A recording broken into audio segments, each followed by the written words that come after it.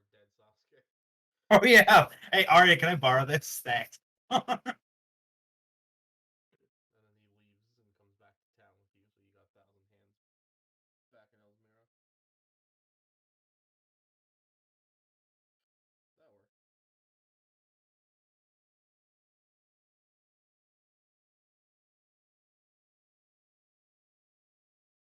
Oh, Find his token now. Arya was supposed to pull Anna and I to the side to like have a talk with us about something.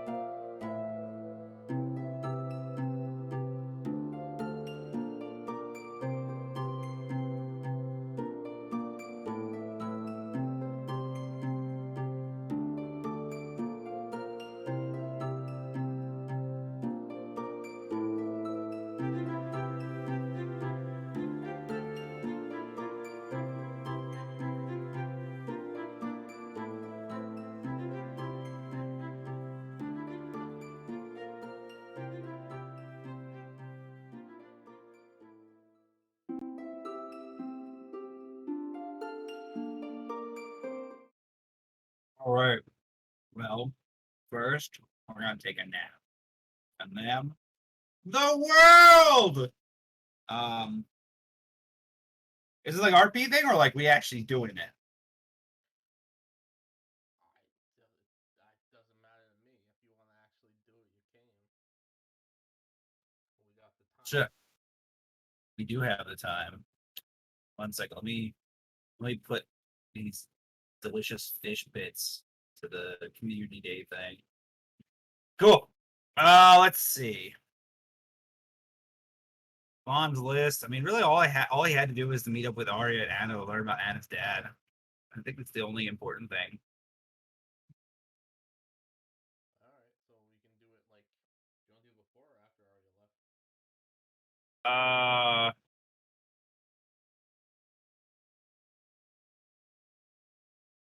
Yeah. That sounds all right to me. All right, so it's a nice morning in Elsmira. People are going back to the regular everyday life sort of thing. Your mom's been okay, a little still shaken up, but I mean her son's here now, so she doesn't have to worry. Oh yeah. She's just made you some breakfast. You can take it from there. Mom's gonna be. What kind of breakfast though? Uh, you know, some oats and some toasted bread. I mean, it's not much. He doesn't have a job, so I thought we got her a job. yeah. And then the owner was brutally turned to dust. I thought we got her. Okay, yeah, the owner was turned to dust. Did that not resolve? I mean, as of right now, the guards are running the inn until someone else can be. Sure, you know what? Yeah, okay. She's got some spiced meat. There we That'll go. work. It's nice. I mean, it doesn't need to be a fancy breakfast. I'm just worried about my mother. Like, I gotta make sure she's still able to make that bread. Yeah, so it's typical bread, meat, and porridge type situation going on here. She's got a growing boy. He's only like I don't know, 19, 20, something like that. Something like that. Listen, he's in his late teens, but he is a fully developed man. Yeah, I guess yeah. Oh God, he went through puberty early. Poor Vaughn. Anyway, um, yeah, Vaughn, I guess it's gonna finish, slurp it down. Compliment mom on the cooking as always, and be like, what are you up to today, mom? You got work?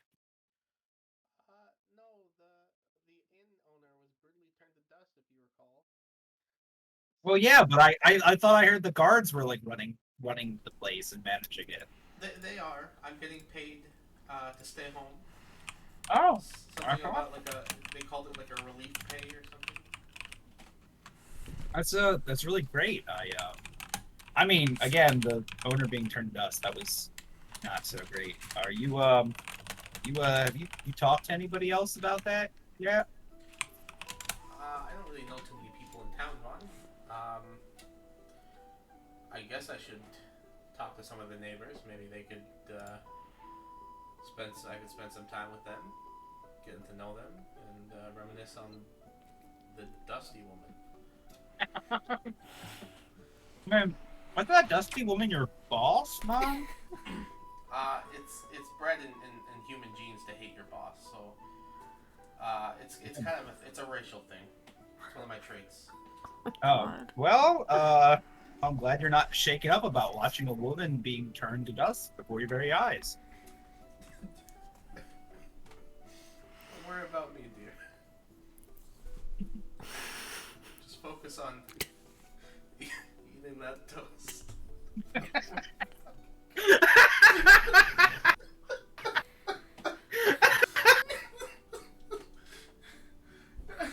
It's gonna dunk into the porridge a little bit, get a little weird with breakfast time, and he's like, so, I, supposed to meet Arya today.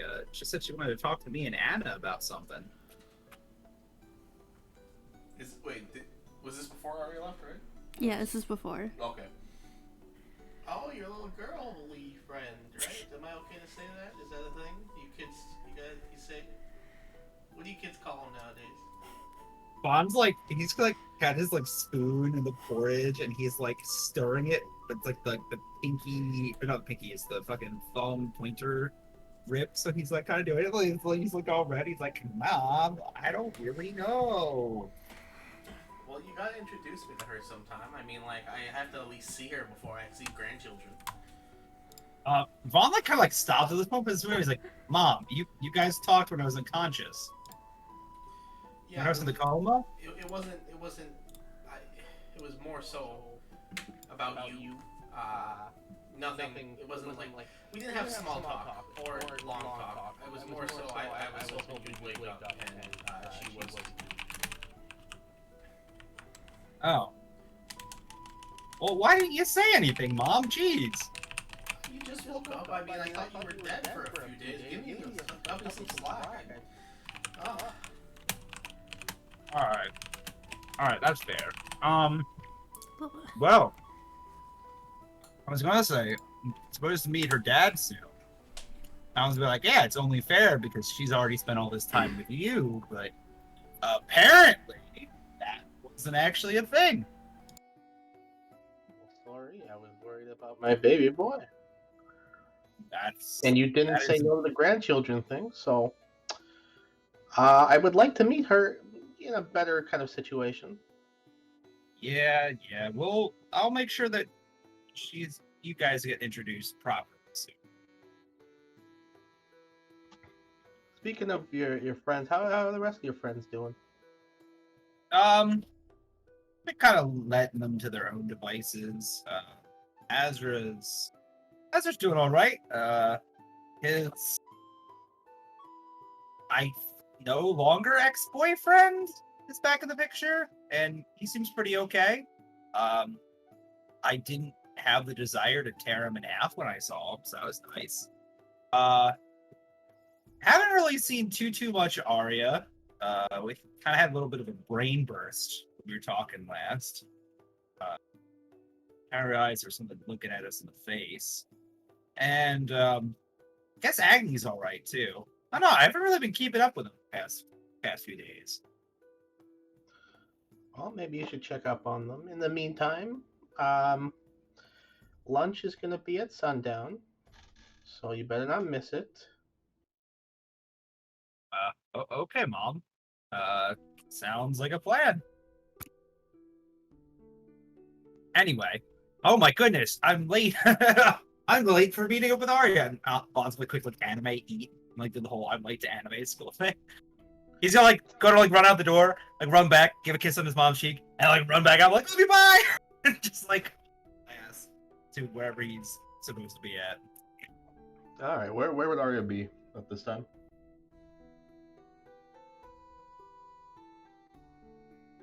The timelines make no sense anymore. Has she made her snow Arya yet? I mean, we didn't really pick a day generally when you made it, so you can say you made it at this point. Okay, she'd probably be up with Snow Arya, trying to like teach her on what she wants her to do.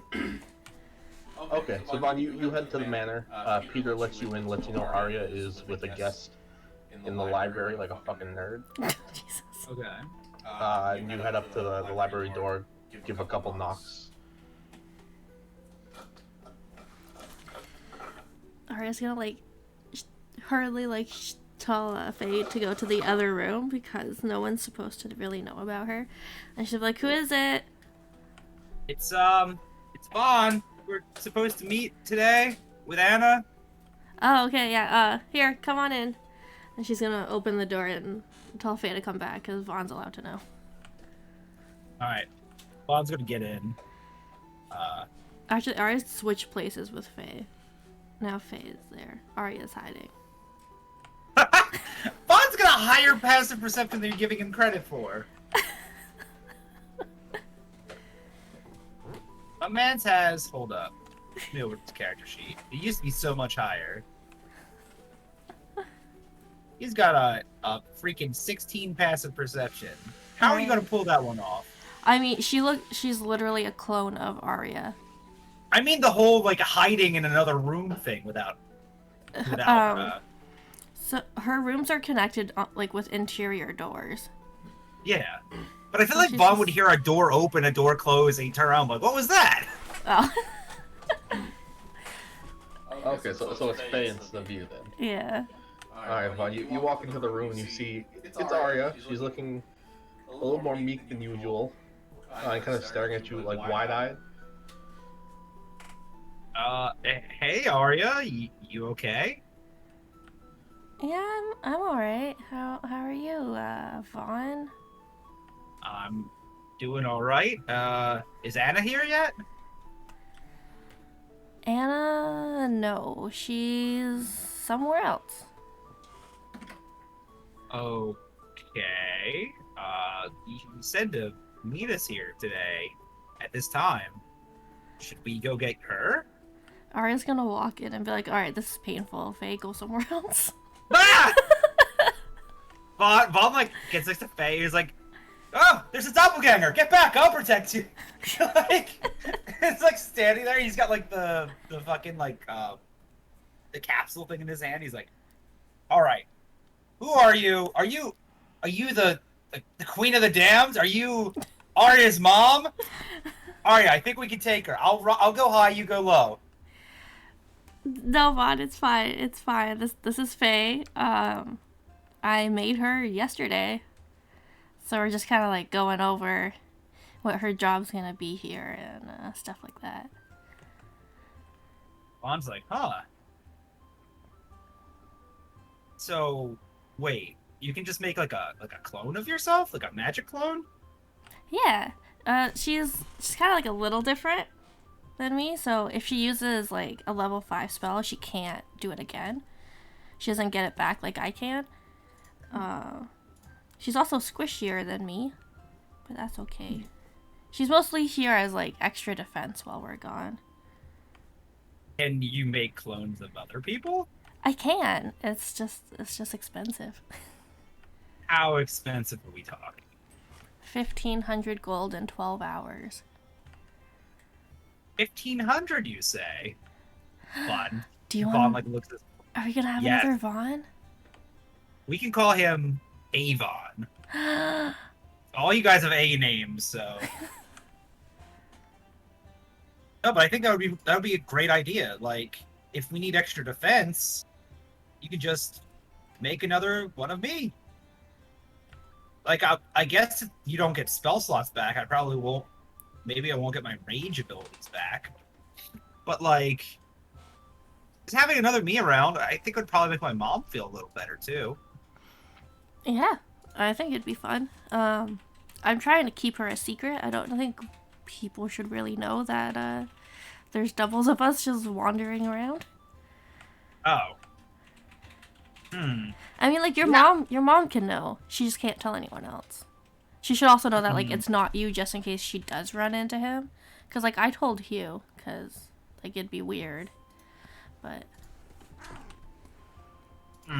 Yeah, I mean, my mom isn't the best at keeping secrets, but yeah, Oh. we should totally tell.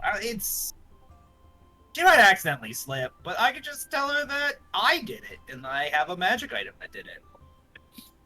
yeah. All right. Well, we'll pick a day. Work. How about tomorrow? Or later today? Oh no, I got lunch tonight. I can't do it tonight, but. Yeah. Does Vaughn have to be with her for the 12 hours? I will check the spell. You guys can. All right. Is it clone or sack? Sack.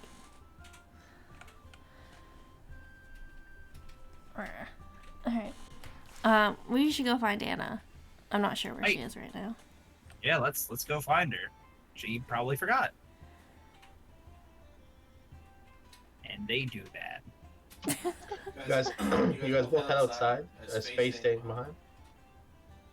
Yeah, she's not allowed to leave those rooms unless they're being attacked. All right. You guys both head outside. And as you're kind of looking around for Anna, you find her around the fountain area, like the monument to Jaeger. She's currently like picking flowers as well as growing flowers. Looks like she got distracted on the way to the house. Hey, She looks over for a second and kind of like squints. She goes, "Oh, oh God, what time? I'm sorry. I saw the flowers and I decided to start growing them." it's all good. Arya came to us.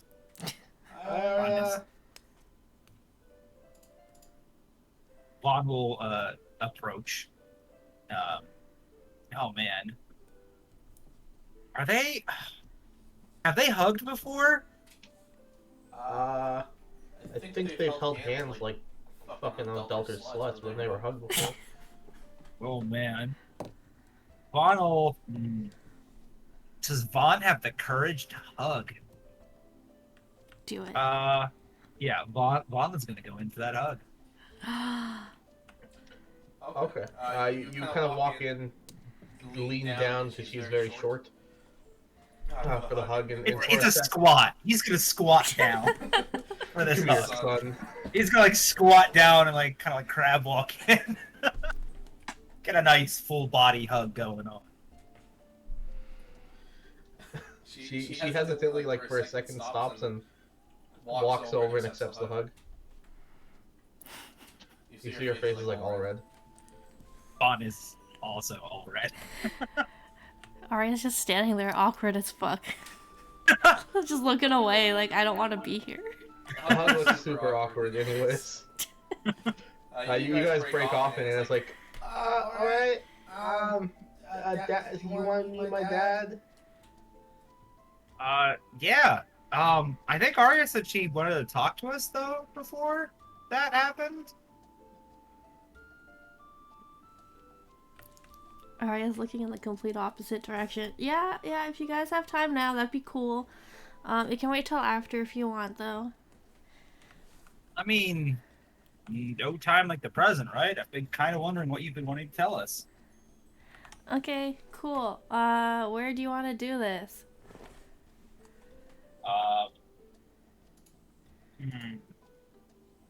So let's see. The statue in town is that like the fountain thing? Yeah. All right. Well, not there because there's Agni, which is no good. We can use the meeting room if you'd like. Yeah, we can go back to the meeting room. Okay. Alright, it's just gonna start walking on in there too. In there. Sorry, I started reading Adrian's message. Alright, you guys walk over to the meeting room. You're all there alone.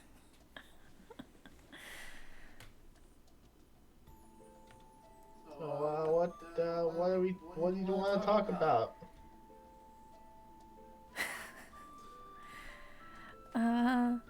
Sorry, apparently, Ian owns Jam $10. So, you've both asked me about Anna's dad, and I feel like it's just easier to tell you both at the same time. Because, well, Anna, it's your dad, you deserve to know. And Vaughn, it's just a part of my history, and, like, we travel together. You probably know most of it already, because you've read that file on me.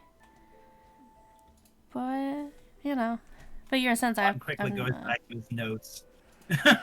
figure since I'm telling Anna, I may as well tell you at the same time. Arya is very nervous. You my mom? No. Wait, no, I met my mom. No. Go on. Alright, so... Anna, you asked how I met your dad.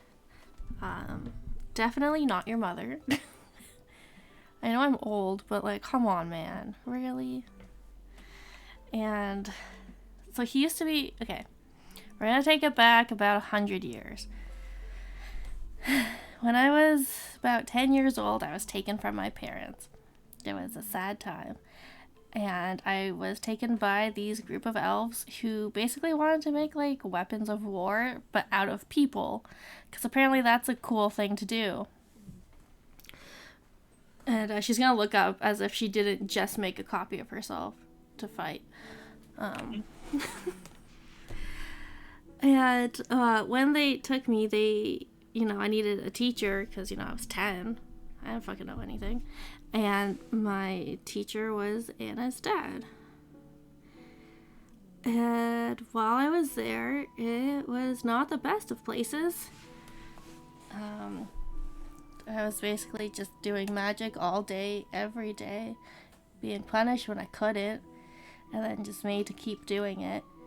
I had 2 friends there. One of them being Anna's dad. He was one of the only people who was actually nice to me and called me by my name. And it's about the 100th anniversary. We were doing like a little ceremony thing. Why? I don't know. It doesn't seem like something they would care about, but whatever. Didn't really question it. And on that day, Anna's dad gave me a present.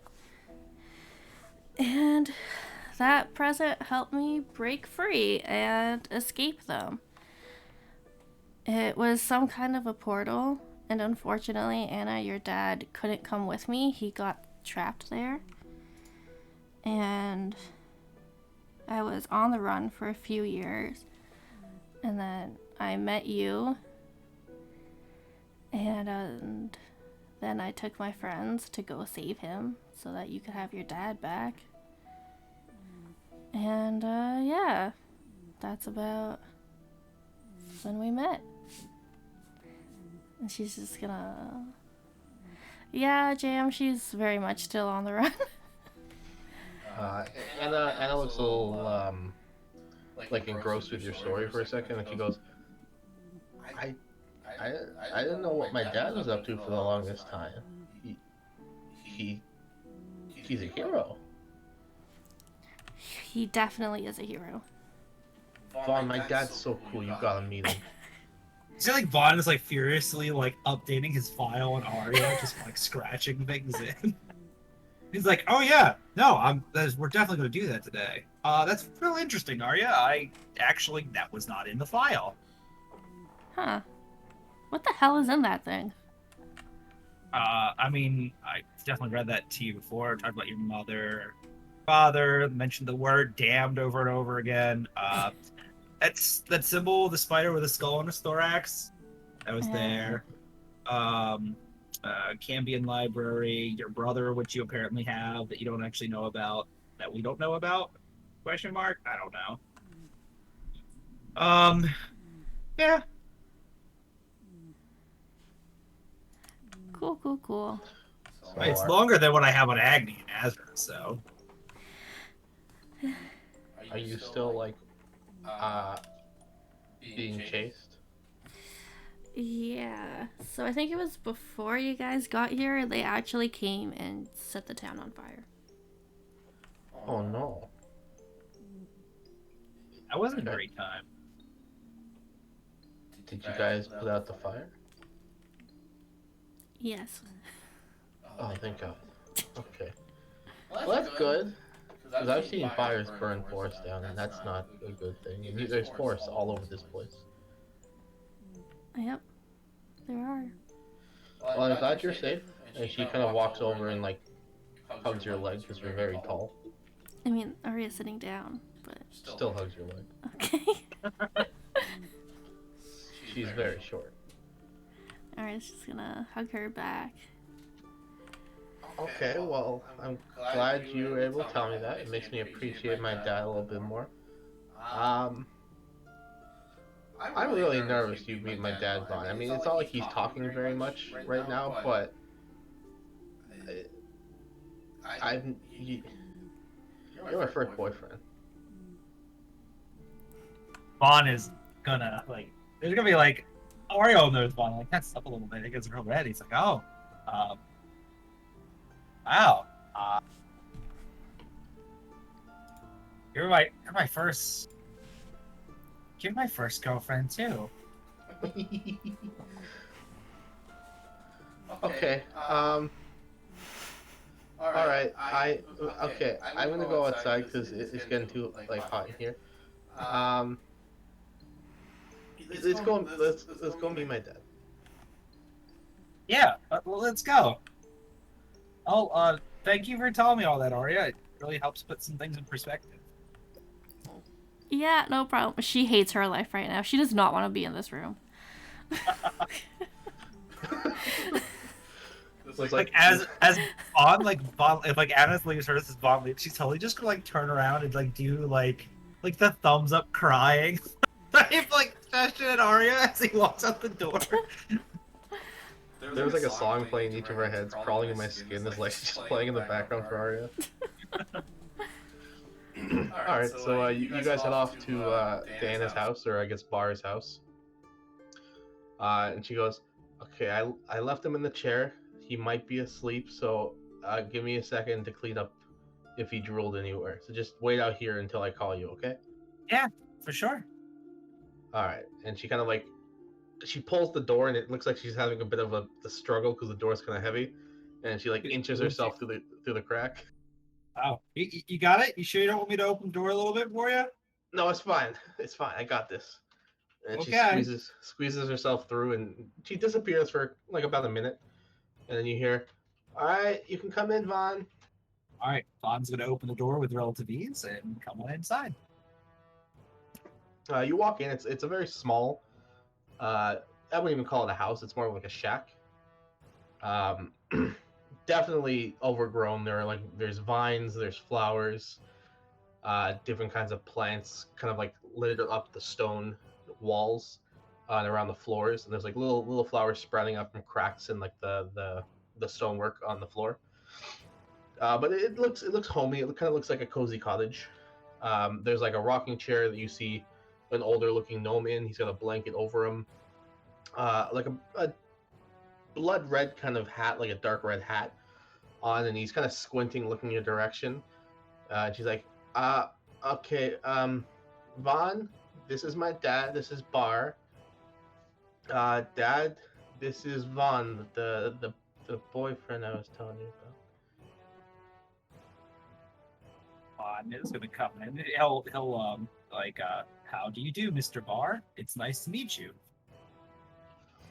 He looks like he looks very tired. You can see like there are bags under his eyes, and they could just be because he's old, or obviously he's had a lot of physical trouble lately. But he kind of like leans closer to get a better look at you, and he lifts up one of his hands, and you see his hand kind of just like feel around your chin for a second to get a shape of your face, and he goes, "Nice to meet you, Vin. Anna's told me a lot about you."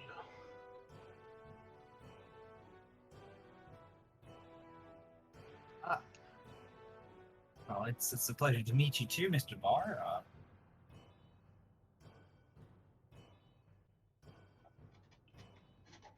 "You're bigger than she said you were." Yeah, I get that a lot. I mean, I can't even see your legs. Breakfast So every tall. day. It's my mom's specialty. Well, my daughter likes you, so I think that means I have to like you.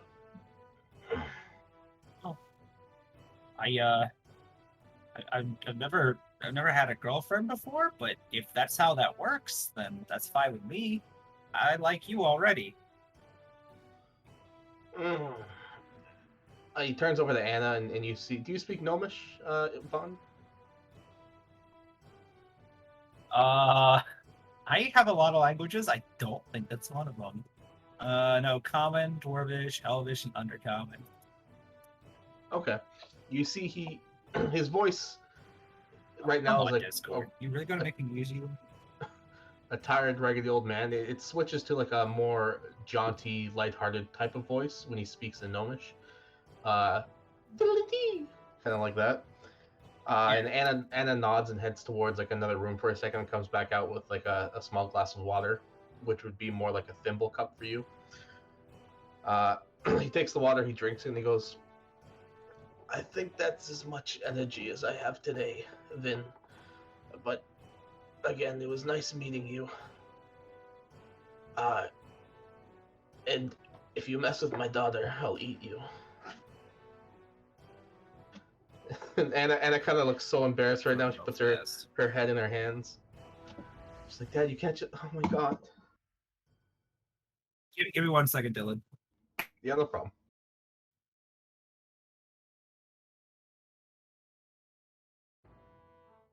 Hello? Testing, testing? Yeah, you sound pretty You good. guys... Gotcha. Yeah, sorry. My Discord kept freezing on my PC, and I missed whatever embarrassing thing that Bar did. That's fine. He threatened to eat you if you mess with his daughter. He's like, well, I won't mess with your daughter, Mr. Bar, because I feel like I would probably go bad before you finish eating me, and I don't want to give you a tummy ache. He smiles at that and he goes, "Smart boy. Anna, could you tuck me in?" And she nods and she kind of just like burritos him in the blanket on the chair, and you see him just pass out in front of you like instantly.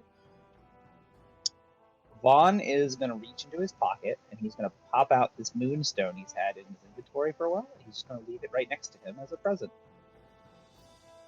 Anna looks over and she goes, "Oh, is that for him?" Yes, I think it would be best if I give a present to him. Something nice and shiny. If he's going to be in here a while, he must be nice for him to look at something pretty.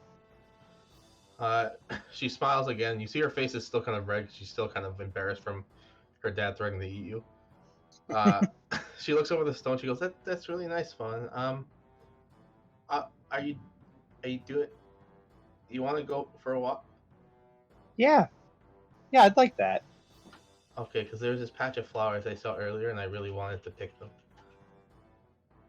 Okay, well let's go pick flowers. Okay. You guys both head out and spend the day, relatively the day together until the sun goes down, and you're like, "Oh shit, I gotta go home for lunch. My mom's looking for me." Oh, it's lunch. I'm late for lunch. All right, so that's how that day goes. Is there anything else you wanted to RP in? No. Vaughn will just pay for Avon. Yeah, that's about it. I mean, 1,000 hands, pretty easy. Like, yo, we killed Sasuke. Here's the corpse. All right, yeah, he's a man of his word. Once you show him whatever evidence you have, he agrees and he heads back with you to join as a service to your town. Arya, you can make a simulacrum of Vaughn. You would just need your clone to do it, or else your clone will turn to dust, and you'll have to just make a Vaughn one because you can only have one at a time per caster. So unless you want to make another Arya and then have that Arya make a Vaughn.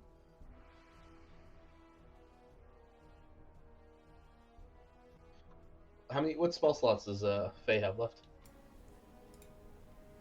Faye has all of her slots.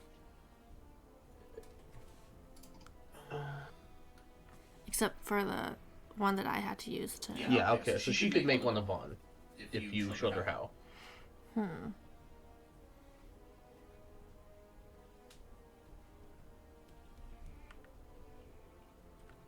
She'll have to think about this. Okay, fair enough. Vaughn feels cock-teased, but he understands. Since Jam, since you're here, is there anything else anybody else wants to do RP-wise? Really? There was Tommy 2's funeral, but if that's not like super important, we could just skip that. Well, I don't think it's going to be. He's like a bag of dust at this point. So? A funeral is not just to bury a body, it's to commemorate them. That's true. Jam, what were you saying?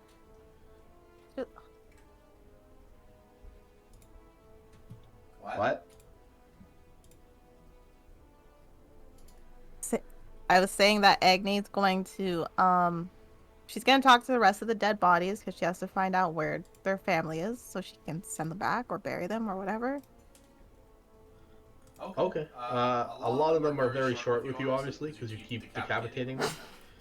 And they really shouldn't be able to talk to you without, a throat. But you get a couple of them. You get like an actual address. Some of them are just like, oh, where can I find your family? And they go, oh, in Avexia. And you're like, oh, fuck, okay. Yay. And I Well, guess, what were you saying? I'll say, well, out of like the 10 bodies you decapitate, I'll say 2 of them you were able to track down their families. Cool. And Agni would also, she was gonna fill in Vaughn with about the legend lore stuff while she was like sampling all the champagnes. Okay, you can do that over RP so everybody else can hear it. That way it doesn't have to be explained like 4 or 5 times later on. No. Oh my God. Who would I explain it to? You can just RP to Vaughn, so I don't have to explain it like next time. Okay. You don't have to, it's fine. Alright, so the 2 weeks are up. Everyone's back in the town. We'll say it's about sundown on the last day. Real quick question, Dillon. Yes. Not to Vaughn. derail this. Vaughn just starts talking to God. So I was going through my treasure again. Do you remember that +2 adamantine breastplate that was fit for a dwarf that I handed over for them to resize? Whoever the blacksmith is of the town. Do you remember how long ago that was, and if it's ready for pickup yet? Because I kind of forgot it exists. Do you recall when you first gave it to him? Was it within the last couple of months, or was it during the year break? It was at the end of the year break, because it was one of the things I found in the Order of Interview Ace. Okay, so I would say, yeah, at this point in time, considering how skilled you have to be and how much time it would take for someone without the skills to reform a breastplate of that material to fit you, it would be done at this point. Right, it's been supplemented with pieces of iron and other such metals, because obviously if they're making it for a bigger size, they don't have more of the adamantine, Yeah. so they have to Yeah. cover the parts that would be loose. So it is we'll say about 80% adamantine if you put it on, the rest is not, but it still works as such. Cool. Awesome. I'm gonna pick that up.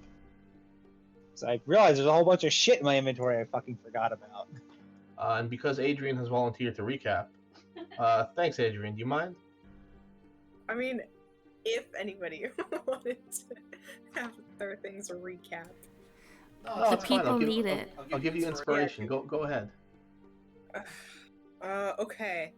What did Agni Kai do these last 2 weeks? She decapitated a bunch of bodies, and then she talked to those heads to look for Braj. We found out Braj peed himself, and Agni touched the pee, so now she's a pee toucher. Braj was taken by the Deep, assuming alive. We don't really know why yet. What else did you do during this 2 weeks? You went to Elysium and talked to your grandma, and then you just disappeared for a few days from our world. What else did you do, Agni? You cried a lot. And talked to people. Talked to people at the temple. I think that's it for Agni. Arya. What did Arya do?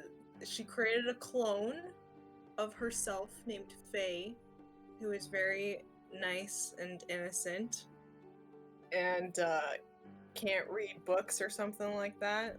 I don't remember exactly. She boned Hugh a couple of times. They went to the tower that Naveen and... I can't remember names today. Naveen and her wife. Yes, Alma. Naveen and Alma, the resident wives, they went back to that tower to go investigate some stuff. Arya tried to contact Lady Astrid. That's kind of still an ongoing thing, though, so there isn't much to report back from there, except for she almost died doing it, which was kind of alarming. Kind of funny in retrospect, but kind of alarming. Azrael just talked a lot with Eden. Like, a lot. Nothing really of note there, I guess, except for Agni interfering in a good way, quote unquote. I say as a player in a good way. Azra's not happy. And Vaughn went on some dates with Anna and met her dad, which we just did. And we held a funeral for Tommy too, and it was very sad. And there were very lovely words spoken, and Tommy 4 is no longer angry at Azrael. And also, Dillon, whatever happened to as we're talking to Lego about community center or like helping her at all with the town since he had nothing else to do? There was one other thing I forgot to do in that last week, and I just can't remember. The strip club, I know. It's fine. No. She basically mentioned in regards to any kind of like community place that she is trying to set up, as she can't really house everybody in the temple during emergencies. And she does need a place to have people congregate and whatnot, like a town hall sort of thing as well. They are planning a build and they're expanding the town northward. The money that you guys made, or the coupon, I guess you can call it, you guys made on behalf of the town, some of that is going into it. The rest of it is to cover damages and stuff like that. And there is some left over for you guys as well, if you wish to purchase materials or whatever supplements you need from the city of Avexia. It's not actual money, it's a coupon sort of thing. But yeah, something is being set up, because obviously the town doesn't have any sort of jail or cemetery or plumbing or anything. There's no plumbing, but the manor has a bath? Yeah, it's got to be magically filled and emptied. Gross. Peter's there with the shape water cantrip every day. Rip to Peter having to empty that. You can just cast, create, or destroy water. He doesn't have 4th level cleric spells. He's only a 2nd level cleric. Get it right. That's a 4th level cleric spell? It's either 3rd or 4th, one of the two. I thought it was a 1st. Create or destroy water? Or maybe I'm thinking of food. Oh yeah, I think you're thinking of food. Oh. Well, he could just fill it with food instead. That'd be better. That would be pretty dope. Also, Azrael did give like 4k gold at some point to go towards a community center if that helps it get built faster at all. Yeah, no one affects it. You can get a couple chairs. No, I'm just kidding. Yeah, that'll help. Anything really helps get things made faster. Is there anything else you guys wanted to discuss in terms of the city or anything like that? Did I miss anything in my recap? I don't think so. Arya wants to talk to the town manager about the stuff that the guard told her that the town should have, because it sounds like it'll make the town some money, which they desperately need. Okay. You guys have a little meeting, and you let them know about the shops and stuff the citizens are requesting. Cornelius agrees. There's not really much in town to get outside money to come in, as well as have local money be stimulated around. Because town was built more so for housing at this point, in farming. So yeah, you guys are starting to expand, and it's a hamlet technically right now. It's gonna be turned into a town soon, with all this expansion and whatnot. So that's happening. So that's exciting. Anything else? Yeah. Agni built a bench in Tommy 2's name to commemorate him. It's a really shitty bench, but she tried her best. Is there a little plaque on it? Yeah, it's handwritten. Is What's it in it the say? shape of a banana?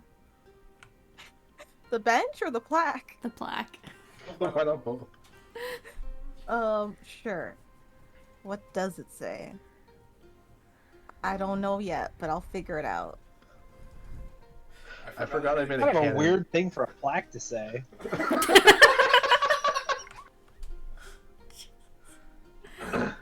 I don't know why when you mentioned banana, it made me realize that I made a cannon that when the Tommies run, they say ooh ah. All right. 2 weeks are up. Agni, I'll say you just come back from the temple at this point, as you were talking to Percival, Bell, and Alus and Morrow regarding like the setup of your engagement proposal area. Okay. And they're getting they're getting everything made and set up for you to install into like the little forest patch you wanted to do it in. So this is like the end of the night as everyone's like going to bed. Sun's gone down. It's more so of a slow day. Vaughn, you just finished eating dinner at your mom's place, and you heard Arya was probably going to be back at this point, so you probably wanted to check up on the manor. Azrael, you're chilling up on the roof, the spot you were in with Eden before he left. Kind of just watching the sun go down. And Arya, you and Hugh have just say you just teleported in, I guess, into the teleportation circle, or just teleport. You can just teleport.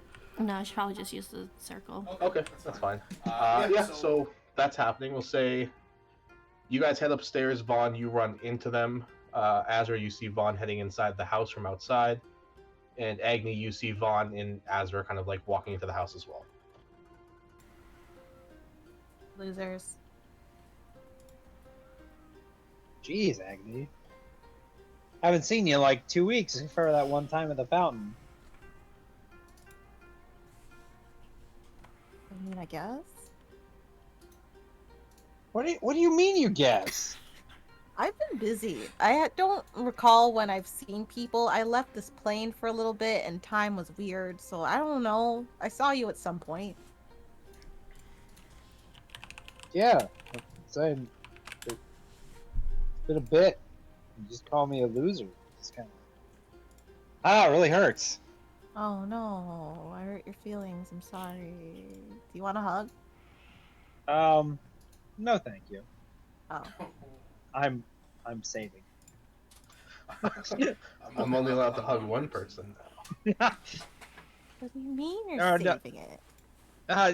Anyway, so wait, you went to... Where have you been?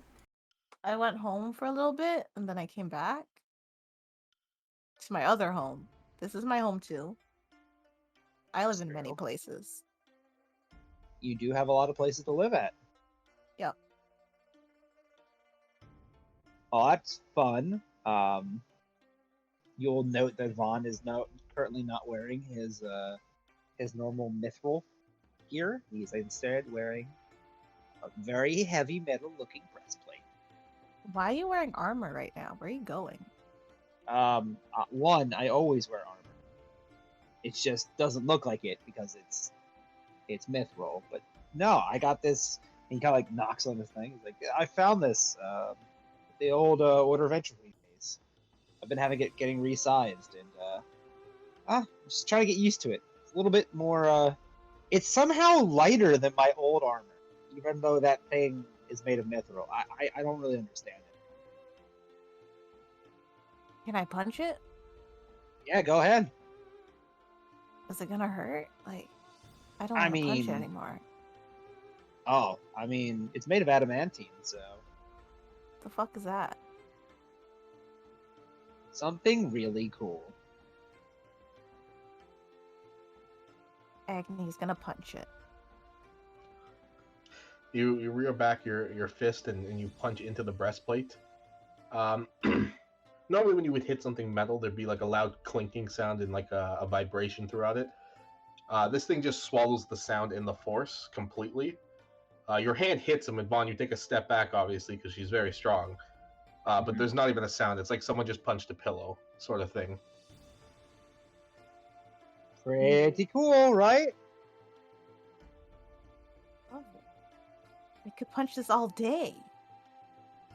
I mean, I'd rather you not, but if you really want to. No, I'm good. You guys see the basement door open up, and the first person you see is Hugh, and he kind of looks around. Hey, how's it going? Loser. Hey, what's up, loser? Where's my best friend, former best friend? That's pretty rude. She's right behind. Someone's looking for you, babe. Someone? I have a name. I'm not your best friend, so I don't remember what it is. Former best friend, we're still friends. I gotta go check in at the temple, babe. I'll be back later. Alright, bye. Bye. He heads out the door. He gives you a nod, Vaughn, on his way out.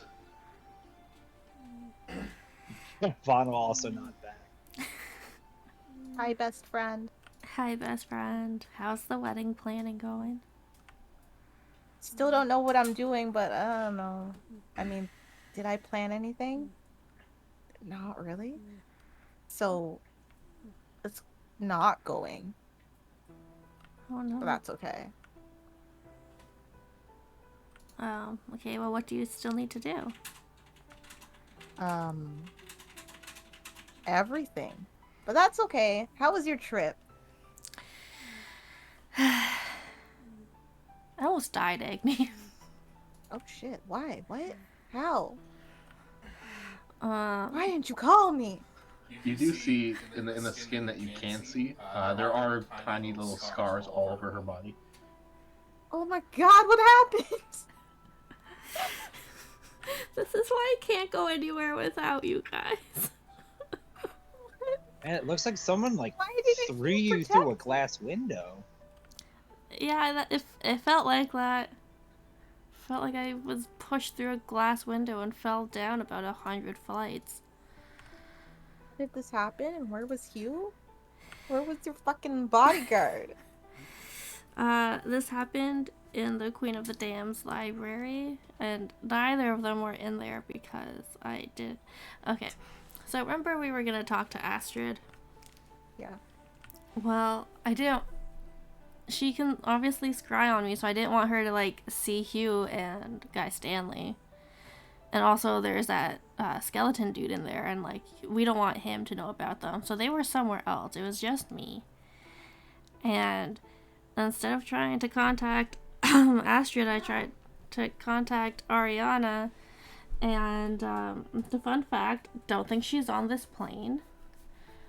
She is somewhere called the Outlands. That I need to read more about it.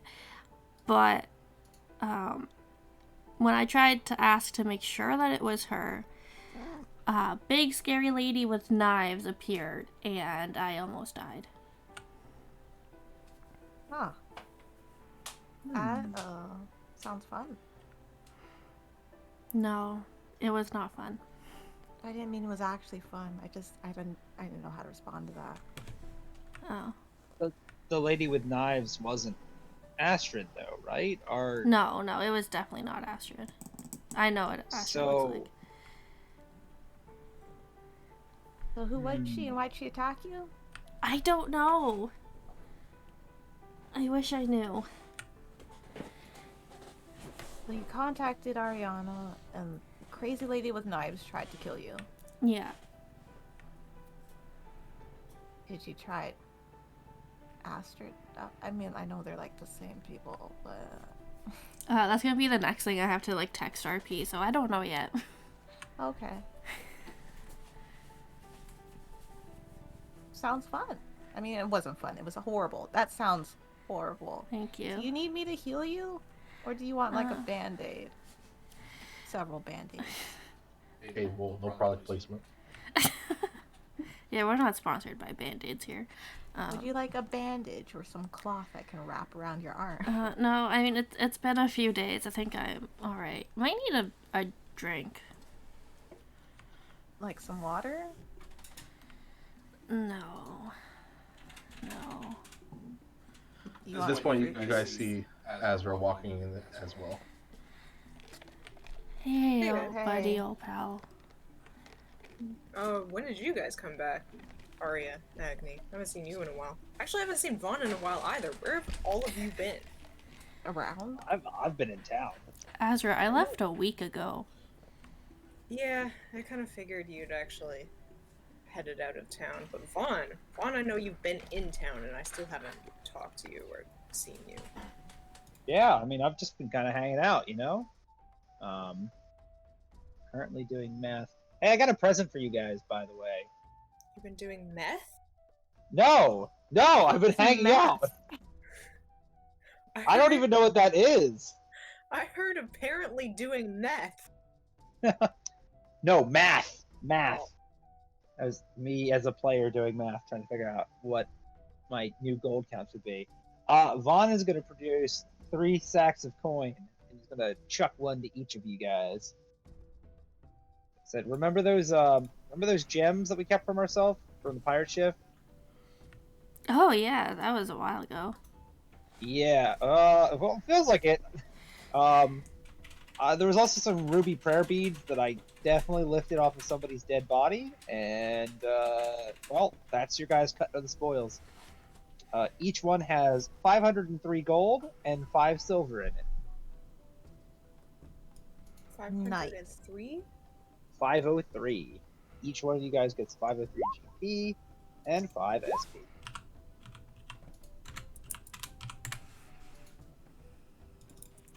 I don't even remember Nice this. job. This must have happened a while ago.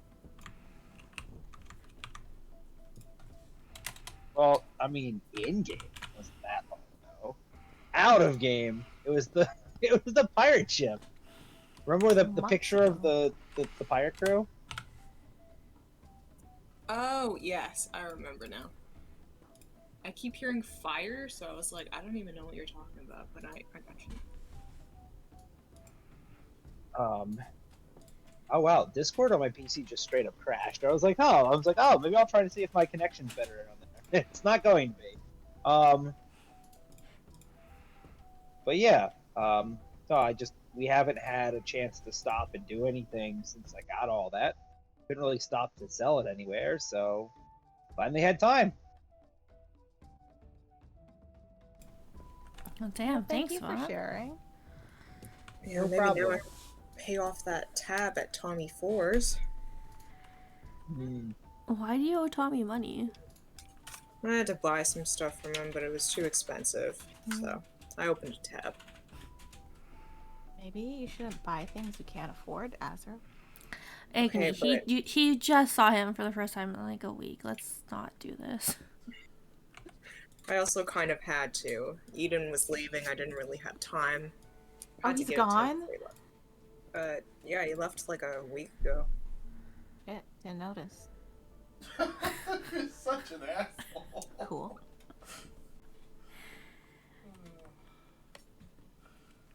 So wait, you were actually giving Azra and Eden a week of privacy? That's mind blowing. Yeah. I didn't like being around Eden that much. Yeah. I mean, can't really blame you for that, but you still kind of walked in a lot on private time. I'm checking in on you, my dear friend Azra, who now has an official boyfriend thanks to your dear friend Agni Kai. I wouldn't say that, but thanks, I guess. You're welcome. Oh, speaking of which, he gave me a ring of spell storing, so if any of you wanted me to have access to spells in an emergency, like healing spells, My spell's nothing. The fuck? Jamila is so quiet, I can barely hear you. Yeah, you're really quiet, Jam. Why? I don't know. I thought it was just me on my phone who couldn't hear her. I can hear her just fine. No, she's like quiet. I have her like kicked all the way up, and she's still pretty quiet. Same.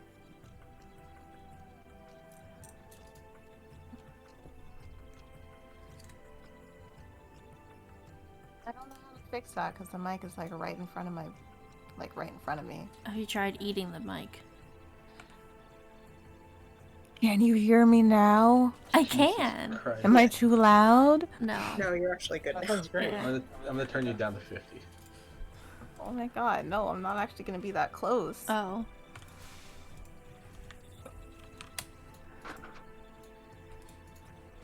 I'll just try yelling. Wait, what was the last thing you said, though? I don't know. What were we talking about? Getting some healing spells into the ring of spell storing. Oh, in the yeah. event that you go down. I don't trust anything Eden gave you, sorry. Okay, well, whatever. Arya, do you have anything that you would like me to have access to in the event of an emergency? I don't really have healing stuff. I have melty beam stuff. Melty beam stuff. I don't know if melty beam stuff is something that we need in an emergency. Seems like something you would need in an emergency. What about, like, teleportation? How high of a level can that thing take? I have no idea. Dillon, didn't you mention how high of a level it can take? One second. Can store up to 5 levels worth of spells. 5 levels, so I'm guessing 5th level is probably the highest? Yeah, you can store 1 5th level spell, or 5 first level spells, or, 2... Combination. Yeah.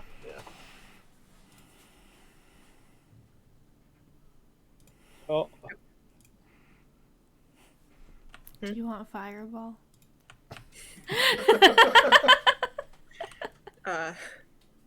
No, I know I'm not as afraid of fire anymore, but I still don't really want to be casting fireball. I'll probably just dump something of mine. I only have 2 spell slots most of the time anyways. It can just be a little buffer.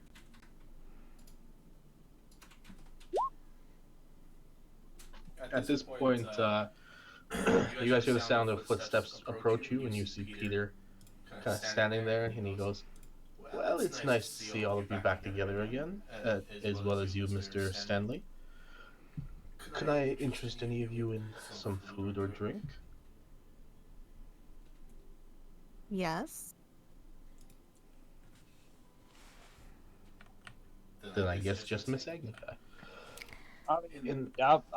I thought you were speaking for all of us, of course. Yeah. Yeah.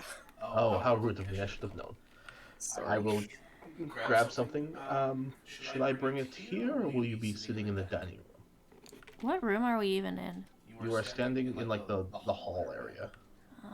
Do you guys want to go up to the bar? I feel like we never use it.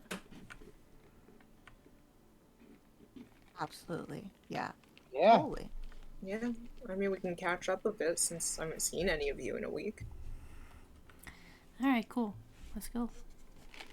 Alright, I'll prepare some light snacks, and I will begin preparing drinks upstairs at the bar for all of you. You guys all venture towards the bar. Maybe about 5 minutes later, Peter comes up with 2 trays with different kind of hors d'oeuvres and snacks. He puts them on the bar, on top of the bar next to you guys. He heads behind the bar and starts making drinks that he knows you guys like behind the bar. Non-alcoholic for Agni. Aw. In the meantime, as he's kind of like shaking the drinks out, he goes, "Well, it's not like all of you to be in town for this long. Do you have anything planned?" Yes, actually. Unless somebody had come up with a different plan. I know Agni and Arya and I at least got to discuss her next course of action. Unless there has any objectives, we're gonna go visit the Dreadlord. Oh, perfect. Like, Then yes. what is this plan? Less a plan and more like our last orders from the Order of Entropy. As Ian looks for his freaking cheat sheet with it. Well, I mean, I'm down, but what happened to Braj? Oh yeah, what did happen to Rod? He's around. Not here. Somewhere.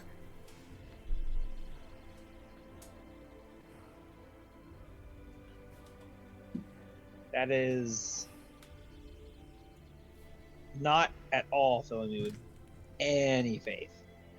Raj is off on his own quest to become an amazing adventurer and save the world in his own special way, okay? He's fine. He'll be fine. I'll find him soon. Leave me alone.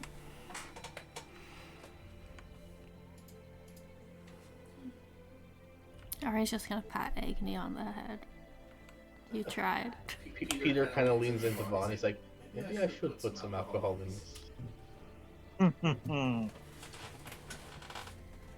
Well, if we think he's going to be fine, I mean, not fine, but alive, it's not like we really know where he is right now, so it's not like we can go rescue him. I mean, technically, if you guys wanted to go visit them, we do have one of their circles. What if he's not there? Then we steal something from them like they stole from us. What the fuck are we gonna steal, Maidvic? No. I don't really want him. He's kind of dumb. Who do they care about enough? I was thinking more like weapons, but you know. Oh. I don't really want people. Oh. Okay. Just like fair. steal their money. They don't need it, right? Take their groceries. Have you guys seen my keys? I could have sworn I left them right here. Oh God.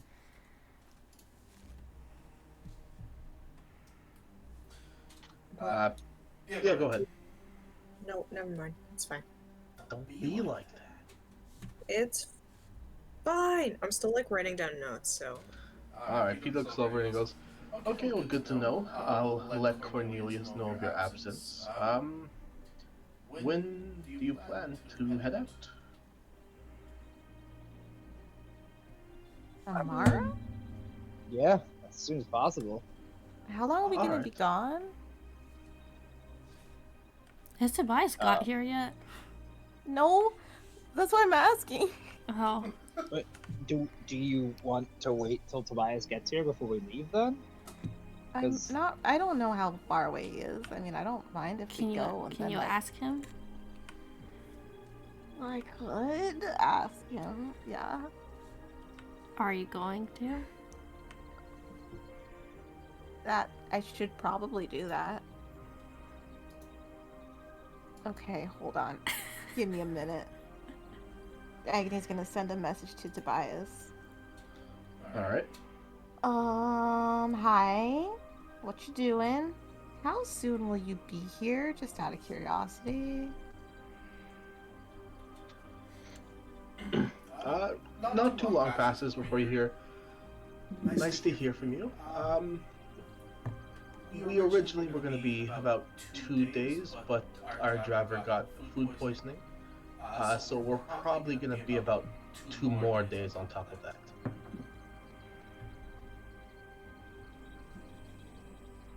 Not gonna get a response back. So he's gonna be here in like 4 days. I guess we can wait another 4 days. Isn't the Dreadlord like a very long distance away? I mean, we can teleport there. Yeah, can't we just like pop in and then come back? Yeah, I think 4 days is enough time. How much do you want to talk to him about? I mean, he's cool and all, but you know, he kind of gets to be a bit much after a while. I mean, I didn't know. I mean, you said you spent like that year we were gone, like months visiting him. Like I just figured you traveled out to him. I don't know if he had teleportation. Maybe he doesn't like visitors. No, well, I had to travel there the first time. That's kind of what took so long. But then he was also like teaching me stuff, and then I got his circle, so I don't have to travel so long. Okay, cool. Well, that's fine with me then. I'm down. Alrighty then. Cool. And Arya's gonna take a shot. Juan will take one too. Azrael will take 1-3. Cheers to He almost just dying. watches. Almost dying. Yeah. Peter slides you a shot glass filled with water, and he kind of just like nudges and winks. Agni will sip it. It He tastes knows like it's vodka. It tastes like vodka, but he whispers in and he goes, "Prestidigitation."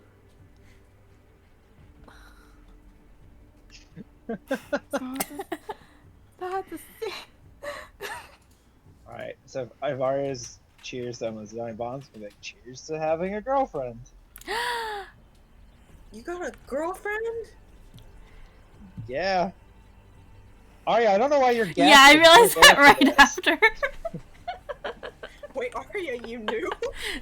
Unfortunately, I was there the whole time. It was weird. It was awkward. I hated it. It was cute, but I hated being there. Oh, well, congrats, Vaughn. That's awesome. Is it that cute little Druid girl? Sorry, you cut off for a second. I think she's that cute little Jewish girl. No. She's a Druish princess. Oh no. Oh, Anyway, Druid. I know. Yeah, Anna. Yeah, she's pretty swell. Well, congratulations. I feel like the other day you were just talking about wanting to ask her out. Now she's already your girlfriend, and wow. Yeah, Ooh, a lot quick. happens in 2 weeks. I mean, Mhm. you know, you being in a coma, I guess it speeds things up a little bit. Yeah, you would think that would kind of slow things down, but Life is fleeting, Arya. Arya, Azrael. 8 names. that it is. That it is, Vaughn. Well, cheers to Vaughn getting a girlfriend and Arya not dying. Yay. Yay. Is that all we're choosing to? Oh, I don't know. Do you have anything you want to cheers to, Agni? I thought Azrael would want to cheers to, like, I don't know, Eden waking up. We didn't exactly do that then. Well, I didn't think you would want to cheers to that. Well, no, honestly. I wouldn't, but you could. Well, then cheers to Eden waking up and the week that I spent with him, and then also maybe him just staying alive out there. Yay. Yay. Yay! Good show. Thanks, Peter. Anytime. Agni, do you have anything you want to cheers to? Like maybe the upcoming wedding? I don't really know when that's happening. I'm really just planning for a proposal. And I can cheers like then. We can cheers to the proposal at least. It hasn't happened yet. Yeah, but you're going to do it, and honestly, that is worth cheersing about. What if I don't? Why would you not want to? You were so excited to do it. Out of spite, honestly. Out of spite Spite for who? us? I don't know. Agni, are you okay? I'm always okay. Why do you keep asking if I'm okay? I mean, thank you. You're a good friend. I'm good. You're like never okay, Agni. I've been okay since the day I was born. That's definitely a lie. Whatever. I mean, if you don't want to talk about it, that's fine, but, You want to roll me deception, Agni? Why are you doing this to me? Because she's your best friend. Oh, fuck. She's not saying anything. She's definitely nervous, though. All you get. Her just squints at her. Suspiciously. Agni avoids eye contact. Anyways. Here's Agni, to us. Cool. yeah, cheers, here's to drink. us also being there for you if you ever wanted to talk about whatever the hell is bothering you. Nothing's bothering me. I'm fine. Alright, well then, cheers, I guess. Cheers.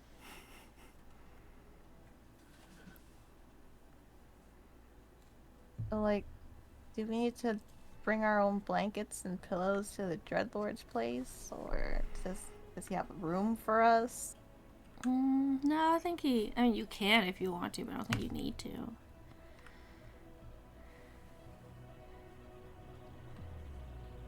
Does he actually want us to come over? Do we need to bring, like, a housewarming gift or something? I don't think he would say no. I think he's actually pretty interested in meeting you, Agni. Why? He traveled with your mom. Okay. You're her daughter. old people like meeting people's children. Oh. Really? Yeah. Ew. Okay. Sure. I hope he doesn't expect too much of me, because, like, that's not gonna work out. You know what? I'll try to be on my best behavior. I'll make a really good impression. Agni, if you're not on your best behavior, he legitimately can kill you. Like, you'll just be gone from existence, so you better be. Oh. Well, okay. Peter, can I have another shot? Sure thing. What flavor? Can I have actual alcohol? Oh, for sure. He gives you like a big wink. Peter, please.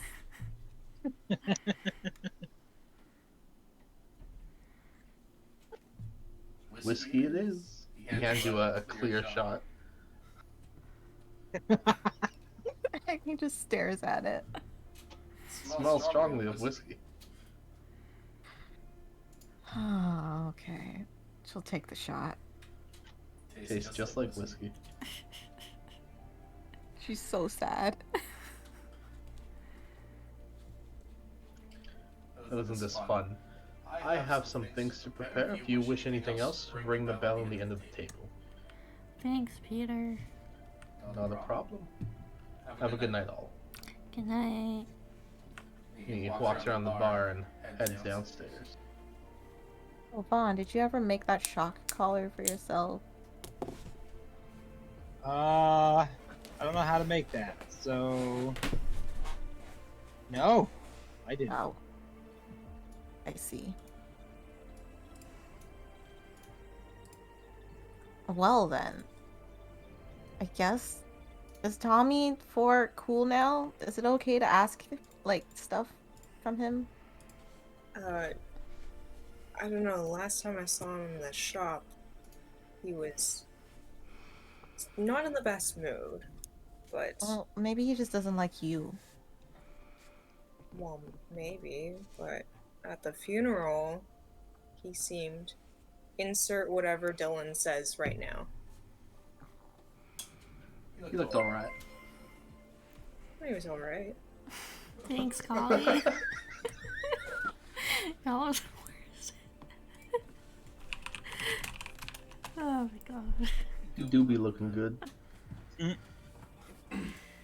We go tomorrow in, like, the afternoon. I can pop over there in the morning and ask for a shock collar to be made. Do you have the money? I have some money. I don't know how much it'll cost. I mean, I might have the money for it if it shakes out that way. So, remind me, the Ring of Conjure Earth Elementals. That's an attunement item, right? That is correct, sir. Cool. Just making sure.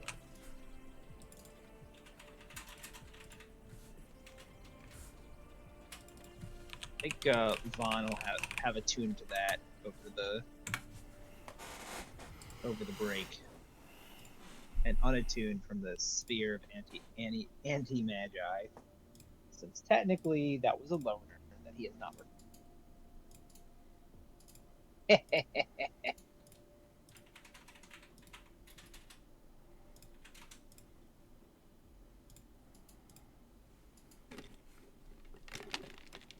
Okay.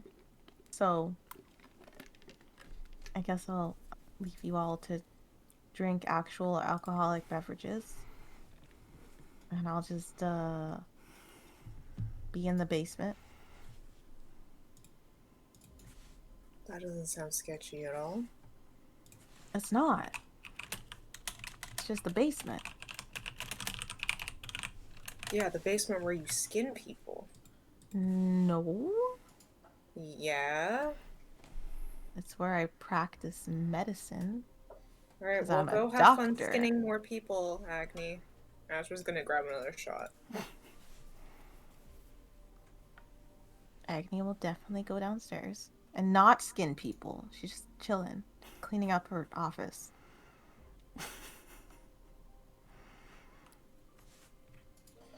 Alright. Is there anything you guys wanted to do before the night ends? Not really. All right. The night will end. The rest of you guys retire to your sleeping arrangements, and you wake up bright and early and reconvene back at the manor. Because I assume you're all going to teleport this morning. He's gonna pop over to Tommy's and ask about the shock collar and how much that's gonna be and if he can make one. He lets you know he's going to need like a general idea of what it looks like, how you want it to work, what size, how strong. It's gotta fit around Vaughn's neck. It should look like maybe not a collar, like a really cool necklace. Strong enough to snap him out of some bullshit.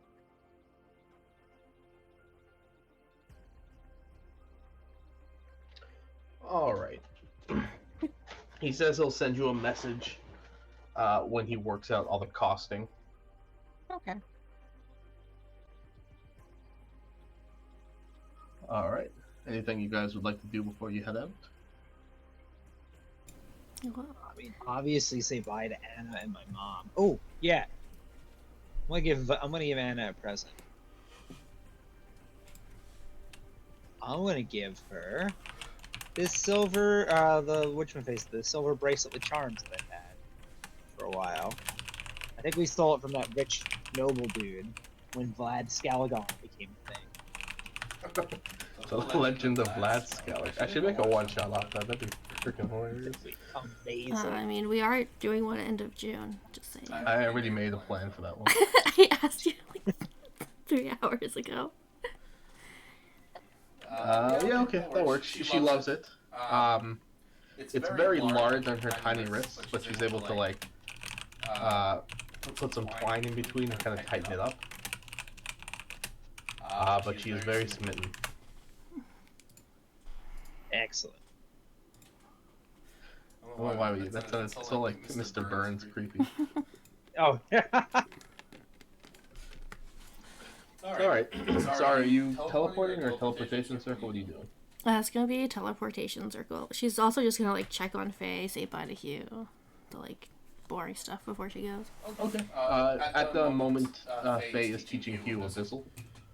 And they're kind of going over, like, she's got a bunch of texts laid out on the library table. They're going, like, word by word through different texts, and she's showing, like, the different accents, and there's different ways to pronounce certain words to have different meanings, sort of thing. Mm. Man, what nerds. Alright, cool. So you guys all prep, take whatever you need to take. You gonna send a message before you leave, Arya, or you just gonna teleport in?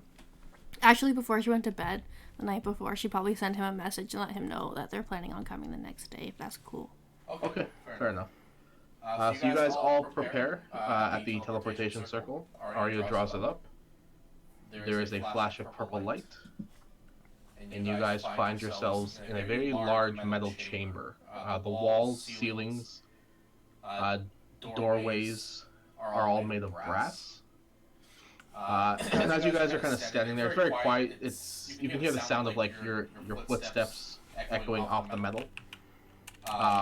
And as you're waiting there, you see like a ripple in the metal wall as what looks to be some sort of metal construct wearing like a jester's hat. Takes a step through the metal wall and looks at all of you and kind of like waves you guys gestures to follow.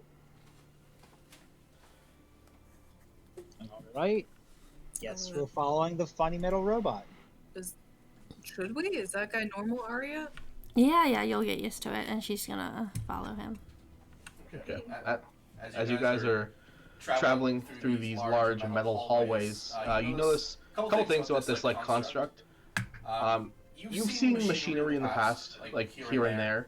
This thing is like a mix of, it looks like bone that's been maybe carved from metal, or a metal that's been carved from bone. It's really hard to tell. It just looks like a brass skeleton almost with like additives onto the different sections of bone. But it takes you down along through the hallway. You guys pass by a bunch of different statues set up. Looks to be like a dragonborn. in different like attire. But everything in this place is crafted from different kinds of metal, mostly brass. As they lead you to a large set of metal doors, you guys hear like the sound of clashing of metal and almost like sounds of fighting from here, but a little less intense. There's like bright flashes of light coming through the doorway that you can see as you're getting closer to the door, and then you hear, "Oh, you have defeated the Dragon of the West!" And you see about 3 small children walking out. They got wooden weapons. This little girl seems to be like the leader of the pack. She's got like a wooden sword over her shoulder, and she's like, "All right, it's lunchtime," and they all head out. The robot construct thing brings you to the doorway, and you see a kind of like decorated, massive black dragon laying on the floor dead before the illusion disappears. And you see an old brass-looking dragonborn kind of standing there with a cane adjusting his glasses. Hello, sir. Long time no see. And she's gonna just walk in. Okay, the rest of you guys see Arya kind of walk in. The Dragonborn fixes their glasses, and he looks up and he goes, "Oh, Miss Arya, you told me it would have been a month. It's only been about a week." I messaged you last night saying we'd come today. Oh, you did, yes. Quite. Are these the friends you were speaking of? Yeah, this is Lem. This is Mr. Von Scallion, Miss Agni I was Kai, gonna like do like the one knee bow kind of thing. and Mr. Azrael, who refuses to tell us his last name. I see. Well, don't be shy. Come on in, kids. We will cautiously take a step inside. Everyone just gonna gingerly approach. You see, he... Oh, go ahead, Azrael. Okay, I'm eating too. All right, he kind of like dusts off his attire. He's wearing like a large, loose, kind of like blackish blue robe. He kind of dusts it off for a second. He goes, "Well, it is a pleasure to have you all in my home. I was just entertaining the locals.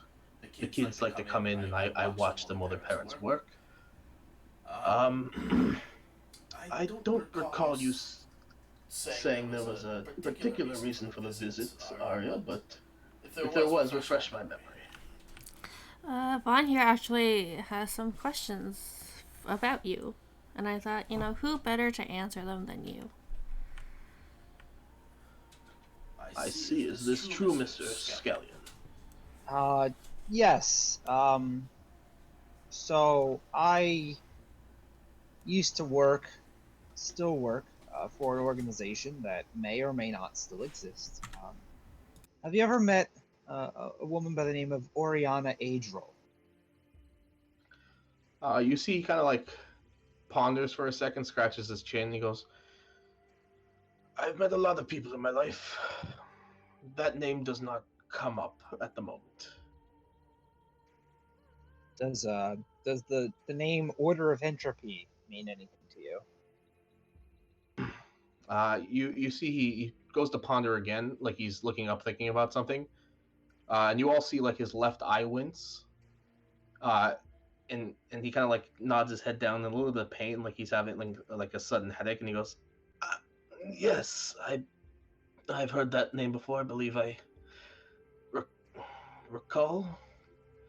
Why do you ask?" I am the leader of a courier team made up of Arya, Agni, Azra, and myself.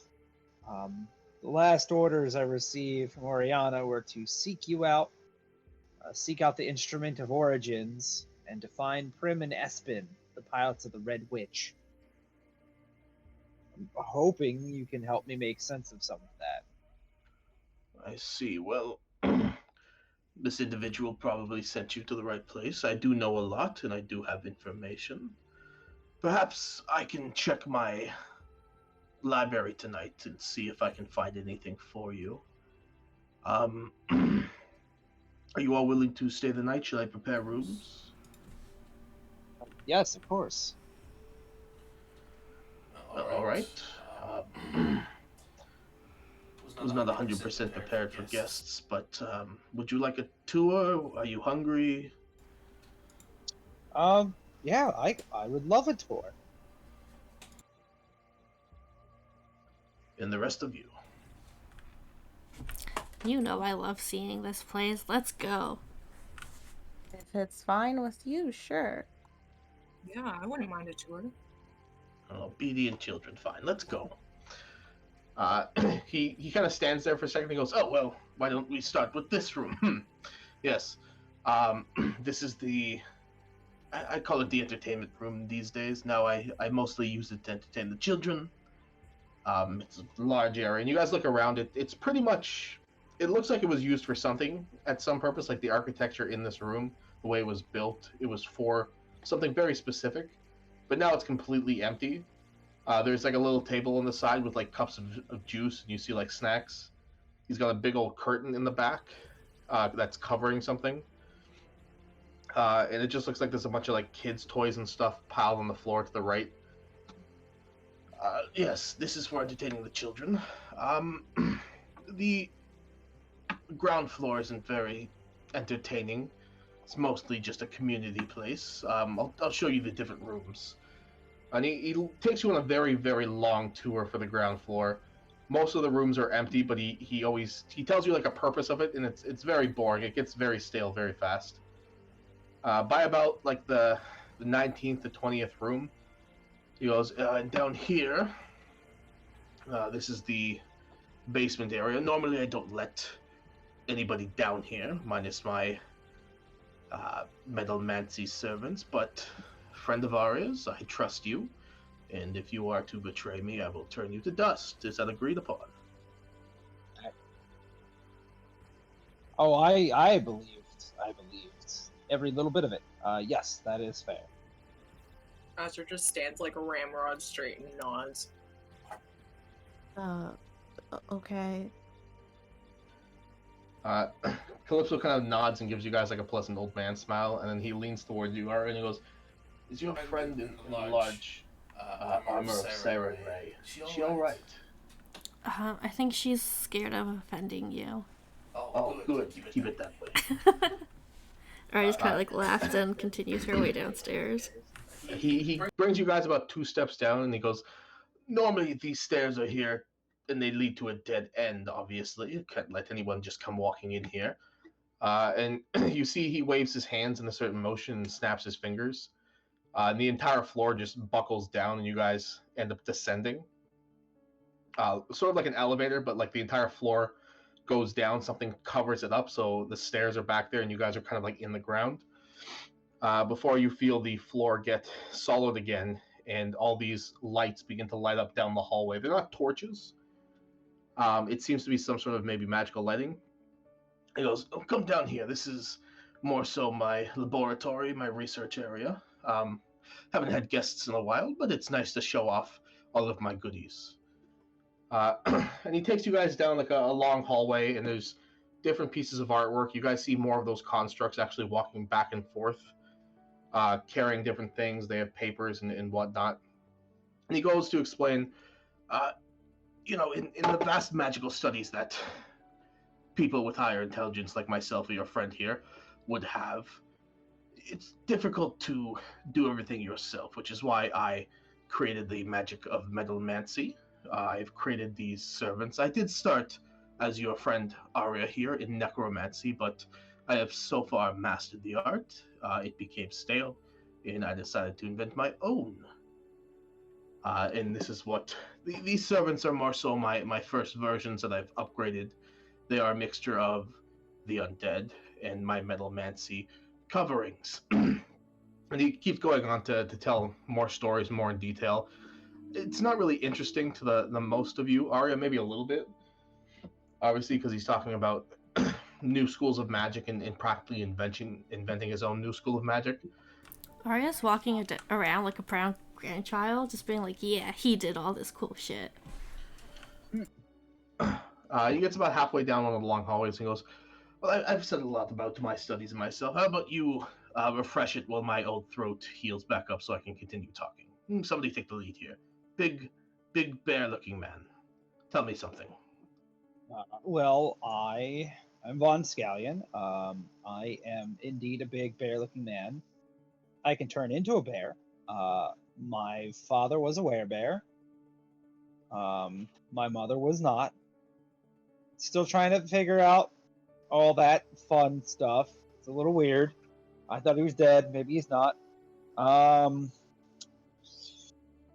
I get mad, and when I get mad, I get very strong. I'm really good at breaking things. I'm realizing I don't have my new weapon in my inventory. Maybe I'm not that good at breaking. Actually, come to think of it, Dillon, I feel like you said you were gonna send me some more stuff about it once you had it figured out. I could have sworn I sent it to you. Did you? Let me take a look. Jump to present. Oh, you did. You did. Interesting. All right, let me update that. Then. He interrupts you halfway through and he goes, "Oh, a shifter, permanent lycanthropy. Yes, old dirty magics. Yes. What now? No, enough from you. I'm bored." He turns over and you see him kind of like lift his arm up and he points towards Azra. He goes, "What about you? Tell me something about yourself." Azra startles a little at being called out, and he's like, what do you want to know?" Anything. Mr. Bearman has worn his welcome. It is time for you to entertain me. You're in my house. I come from Rotadia. He gives you like a look of like, why did you bring someone like this into my house? And then he points towards Agni and he goes, "Surely you must have something interesting, considering your armor set as well as your very magical weapon." Okay, my name is Agni Kai Embersoul. I've been told you know my mother Sozin. I am the champion of the Everlight, hence the cool magical armor. I spent a lot of money on this hammer, so thank you for noticing. Um, your house is cool.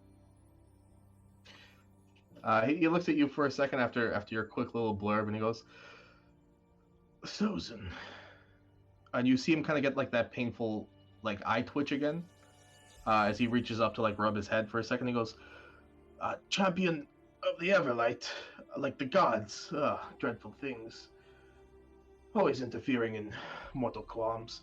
I had some more questions about your armor later on, but let's continue. You're all starting to bore me." You guys continue to walk down the hallway, and he starts talking about something nonsensical at this point, like back in his day, a nickel cost 10 cents. As you're walking by, there is a room to the right that's like partially open, and you guys get a quick peek inside. He doesn't pay any mind to it. He's kind of like walking in front of you guys, back turned, talking like you guys are supposed to follow him, kind of thing. If you guys want to roll perception, I can describe the inside of what you see through the doors. Whoever wants to.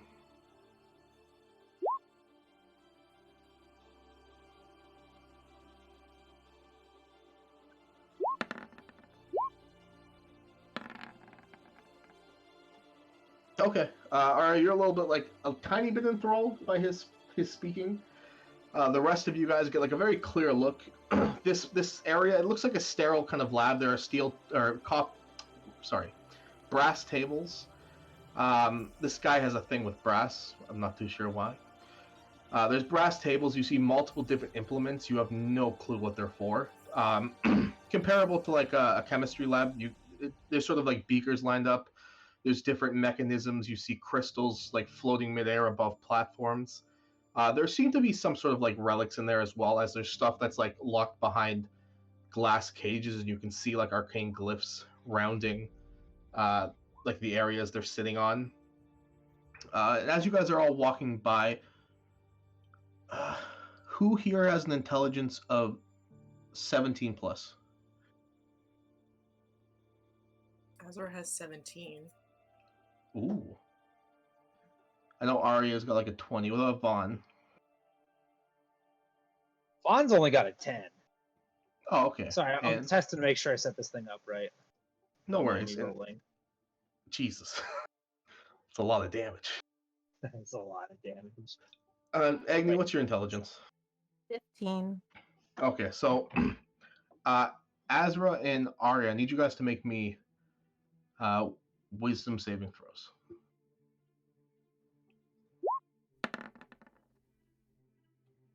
Okay. As you guys are walking by, and he begins another tangent, this time regarding the practice of necromancy and how it's limited and sorted in a way that you can't get much stronger once you get a mastery of it. There's no going forward as you're still dealing with materials that are old and dead, and that's why he switched over to metalmancy, as metal is malleable and he can create what he wants. As this is happening and you guys are kind of like slowly trailing behind him like a really sad field trip, Arya, you kind of stop for a second and you hear this voice in the back of your head, this like eerie old slow kind of like dry-throated voice calling for you to enter the lab. And for a second you stop and everyone kind of walks past you, and Azra, with your passive perception, you'd see it. You don't kind of see it like as you kind of get further down the hall. Arya, you've entered the lab at this point. But the rest of you guys, you get about maybe 10, 15 feet away, and you've realized, Arya's not behind them anymore, and she's not there. What are you guys doing? Arya? You okay? You turn around, and you kind of just see her just slipping into the lab and disappearing behind the doors. Azra's gonna sneak in behind her. Okay. As the rest of you guys are still kind of walking, Azra, you head back to the door and you see Arya's kind of made her way past a couple tables in the lab, and she's near like the back wall. Sitting on the back wall, there is this old dried hand that's been severed by the wrist. It's currently kind of held in a glass jar, but the glass has been taken off and put next to it, so it's kind of open. And you see Arya kind of like walking up to the hand. He's gonna like stage whisper.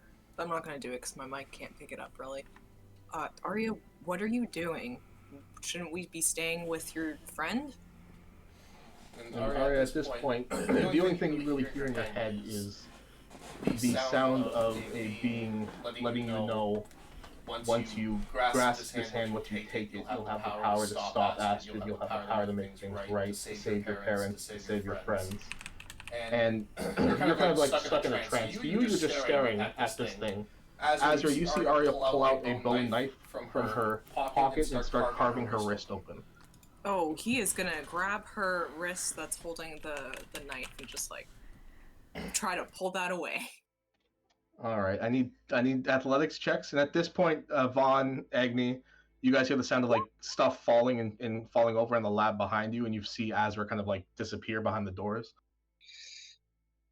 Vaughn is going to quickly excuse himself and just start running. We love the two weakest party members having to do athletics roll. Yeah, I need one from you as well. As you feel and you see Azra kind of stopping you from doing this, but this is what you want, right? Arya. You see Arya's cut through most of the bone. Oh no, Closest to the inside. At this point, Vaughn, you run inside, you see what's going on. There is blood pouring on the floor. Azra's having a terrible time. Vaughn is going to tackle Arya and try to force the wound, like try to hold the wound closed. And be like, Agni! All right, make that athletics competition, guys. Vaughn, you can roll with advantage because Azra's there. Cool. Does Arya even need to roll? It's so strong now. At this point, Agni, you've made your way inside as well, and as you guys are trying to wrestle Arya, you're just trying to get this knife back, and you want to place this hand on a cut-off wrist. You guys hear Calypso in the back go, "My goodness!" And you guys all feel the floor kind of ripple for a second, and a bunch of metal chains come up and start pulling you all apart. Calypso kind of runs past all of you, stepping over, puts the lid back on the jar, and you see him cast a spell on Arya. And Arya, you feel like this daze wash over you and disappear, and you're just now in this lab, kind of hand halfway dangling off. You're back in your body kind of thing. My hand. That's we'll Like say- dangling off by skin and like flesh, or is the bone still attached? She kind of like cut halfway down her wrist. So it's kind of like extra floppy. Arya, that's like 25 points of damage. You don't need to keep track of it, but Okay. Calypso's like, oh my goodness, this was supposed to be. I am so sorry, Miss Arya. Daughter of Sozin, can you clean this up? Arya's you just see him- staring. You see him kind of like, his eyes glow for a second, and you see two of those servants you saw that passed by you guys earlier kind of like appear through the wall. And he turns to them and goes, I told you to keep everything sealed. And he snaps his fingers, and you see them all just collapse into bone. The metal that's actually on the bones that was coating them dissolve into the floor and disappear. And then he snaps his fingers again, and the skeletons just turn to dust. And two more skeletons rise out of the dust and get coated. He goes, maybe you two won't be as bad as the rest of them. Get back to work, and they all disappear through the walls again. He turns to the rest of you. You feel the metal chains disappear and sink back into the floor, and he goes, I do deeply apologize. I told them to close up all the relics we were studying. Is everyone okay? Miss Arya, I know you are not. The rest of you, are you fine? Is there anything in your mind right now? Confusion. There's a lot of confusion. What was that? Let's get out of the lab at this moment. I'll seal the doors, and I'll get into more detail about that. Arya's Okay. gonna look at Agni and be like, Agni, I don't think I should leave the house anymore. Agni's gonna kneel in front of Arya and kind of cover her wrist with her hand and cast heal, because it looks pretty serious. Even if you took 25 points a day, I don't know. That looks painful. And she's gonna agree with Arya. It's like, maybe you shouldn't after we save the world. You should just stay inside. But not like in a library. I mean, you could go in the backyard. Okay. You guys leave the lab. Arya, you feel your bone begin to heal back together, same with your sinew and your flesh. Your hand is back to new after Agni's spell. Calypso looks more embarrassed than, like, caring. He's like, oh my goodness. Mr. Von Scallion, to answer your question, that is an artifact we gathered from near the Nine Hells. It is the Hand of Vecna. A once powerful being. The hand is a relic that contains magical power as well as his essence. I really should have locked that door. And you see him wave his hand, and the door just completely disappears into a metal wall. I'll make sure we avoid any of the other rooms with things like that. Moving forward, to answer your requests, I'll be taking questions. Any questions at all? And he begins heading down the hallway once again. And you guys see a set of doors in the distance that open up before he even gets there. And he leads you guys to like a very spherical room. There is a large like globe in the center. It looks like a cigar room almost, but there's no cigars. It's just filled with magical items. And like a big old desk. And it kind of looks like a lounge room. And he takes a seat and he goes, well, this day has been eventful and it's only been 25 minutes. Why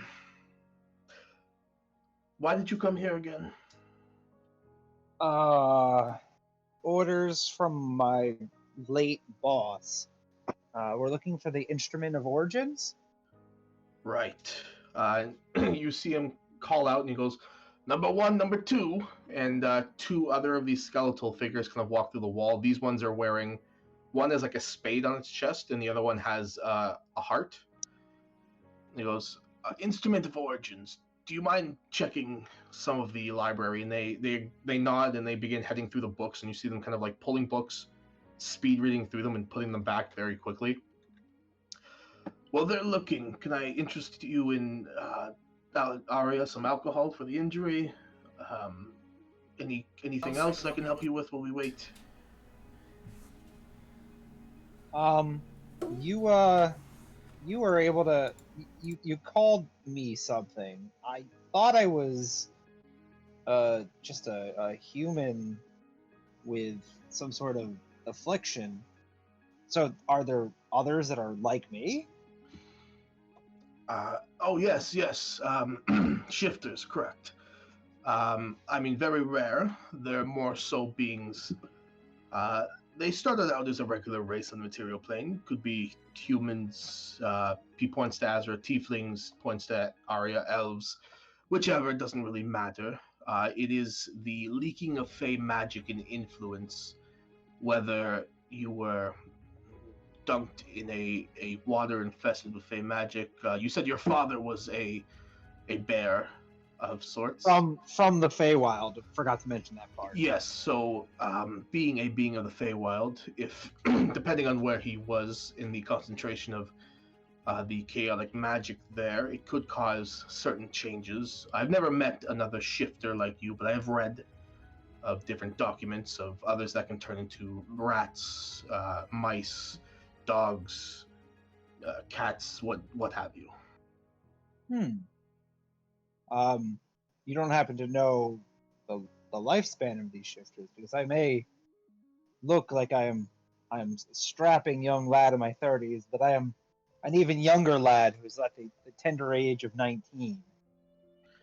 It depends on the the longevity of the original race as well as the Fey race.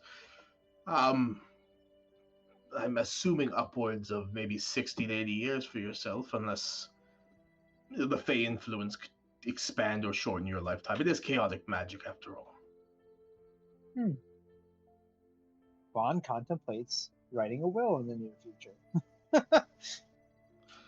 He at this point, like as he's sitting in the chair, he turns over and he looks towards Agni, and he goes, "So you said your mother was Sozin. Where have I heard that name before? Who's Sozin?" Well, she's my mother. Agni looks to Arya. I thought you knew her. Does he not know her? It sounded like you knew her. Calypso, do you remember the Queen of the Damned and what you did with her and the Everlight? Not the Everlight, the Fallen Sun. What was? The Forsaken. And the Forsaken? He looks over for a second. It looks like his eyes open up like he just remembered something. And then you guys all see that twinge of pain again as he kind of like collapses his head and grabs it with his left hand. He's like, I do recall those names. Those names. You have your memory wiped. Are you okay? Hello. Arya, what were we speaking about again? She's just gonna look at Vaughn and be like, I told you. Oh. Wait, no. This is different. This isn't just. This is kind of like Azrael. Isn't this what you were saying that was happening with Eden? Yeah, I mean, it looks similar. I don't really know enough about magic to know if this is super common. Is anyone like... Oh... I don't know how to fix this.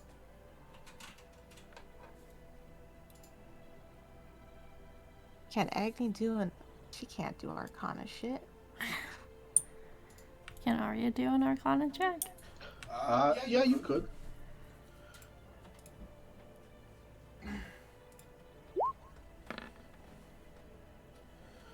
I mean, he is a powerful practitioner of magic. You could assume if there has to be something either genetic, obviously, or something powerful affecting him. But as he's a better wizard than you are. If it was genetic, he'd just make a new body. Or heal the affliction. So there's obviously something going on. You're not too sure if it's magical or not, but you can clearly tell something's affecting him that's not in his control. And it's not Alzheimer's. But it's the same thing that was happening when she asked him, like, last time when she was there. Yeah. He's able to recall things, like certain things. There's some, you can call them taboo subjects. You'll say a certain word, and he'll be able to tell you whatever the hell you want to know, but you'll say something else, and he'll remember it, feel pain, and start seeing like 4 bonds appear on the map. Sorry, I noticed there's an extra bond, so I just started adding more. There's certain trigger words that seem to, like, that's what you can gather. There's certain trigger words or names or whatnot that will trigger this phenomenon. You know what, Calypso, maybe this is enough for today. You probably have a lot of things to do, and we should leave you to those things. He looks up and he goes, "What are you talking nonsense?" At this point, you see one of the constructs, the one with the spade on its chest, kind of walks over to him and lifts up a hand and puts it to his head, and then the hand begins to glow. And Calypso looks over and goes, "Oh, yes, thank you. Yes, the instrument of origins, the texts I have here, they speak of a weapon crafted of, there's not a proper word for this in the common language, but extraterrestrial beings that are able to mend their will into what they need it to be. It was a weapon crafted by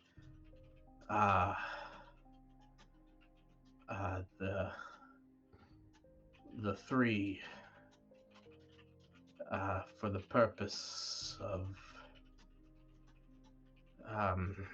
excuse me, but does anyone care for a drink? Tea? Totally. Yes, sure. Tea is wonderful. Yeah, I'd love tea. Right. Yeah, so it's a weapon, obviously. Three pieces formed together. And you see he's having a hard time, so he calls over to the construct, and he says something, and the construct heads over to the wall and starts pulling books off and walking towards you, Arya, and he hands you about 3 different books. And he goes, I'm having a hard time concentrating. How about you just research yourself, Miss Arya, and I'll catch up with the rest of you when the tea is ready. Is that all right? Yeah, of course. Take your time. All right. He waves his hand, and you guys see one of the walls open up, and there's a small staircase that goes up. He goes, just head up there. The cafetorium is that way. I'll head up there when I'm done whatever I'm working on down here. All right. I'll see you soon. And Arya's gonna pick up the books and gesture to everyone to go upstairs. Okay. The rest of you follow as you head up to like a small room. It kind of looks like it's set up like a restaurant. There are tables set up everywhere. You actually do see a couple of like the townsfolk who are wearing these like what do they call the fashion they had here? Do you remember? I have no idea. Kind of like steampunk-esque looking type of fashion. Like gears are implemented into the clothing. Very kind of like almost futuristic, but not at the same time. And they're all kind of eating here. You get a few waves, Arya, as some people do remember you. And you guys are, as you're brought to the table, you see a couple of servants walk up and bring you guys tea and hand you a menu. Arya's gonna wave at the people who wave and puts the menu down without actually reading it. So that's Calypso. Like I said, he remembers some things. When he tries to remember specific things, you see what happens. Yeah, it seems like the same thing that happens to Eden when he tries to remember certain things, but I mean, I always attributed that more to the deep messing with his head. do you even think Calypso could have been in that situation? Well, he was talking about this weapon, right? And she's gonna start like leafing through the books. He mentioned 3 beings. If I had to guess, those beings are him, Sozin, and Ariana. From what I know, the 3 of them kind of banded together to get rid of the Sombre. So I think that's what this weapon is supposed to do. Well, Agni Legend Lord on this, and the 3 people that she said she said she saw Sozin with the dam. There was a blue-skinned tiefling, which I'm assuming Bond just kind of gestures towards Azra.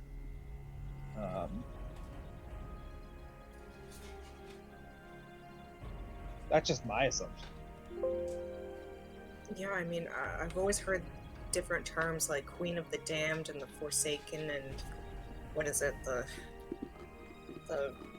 Sun. I can't remember the last one, honestly. Why does my thing keep doing that? The Rising Sun. It was the fallen sun now. Oh no.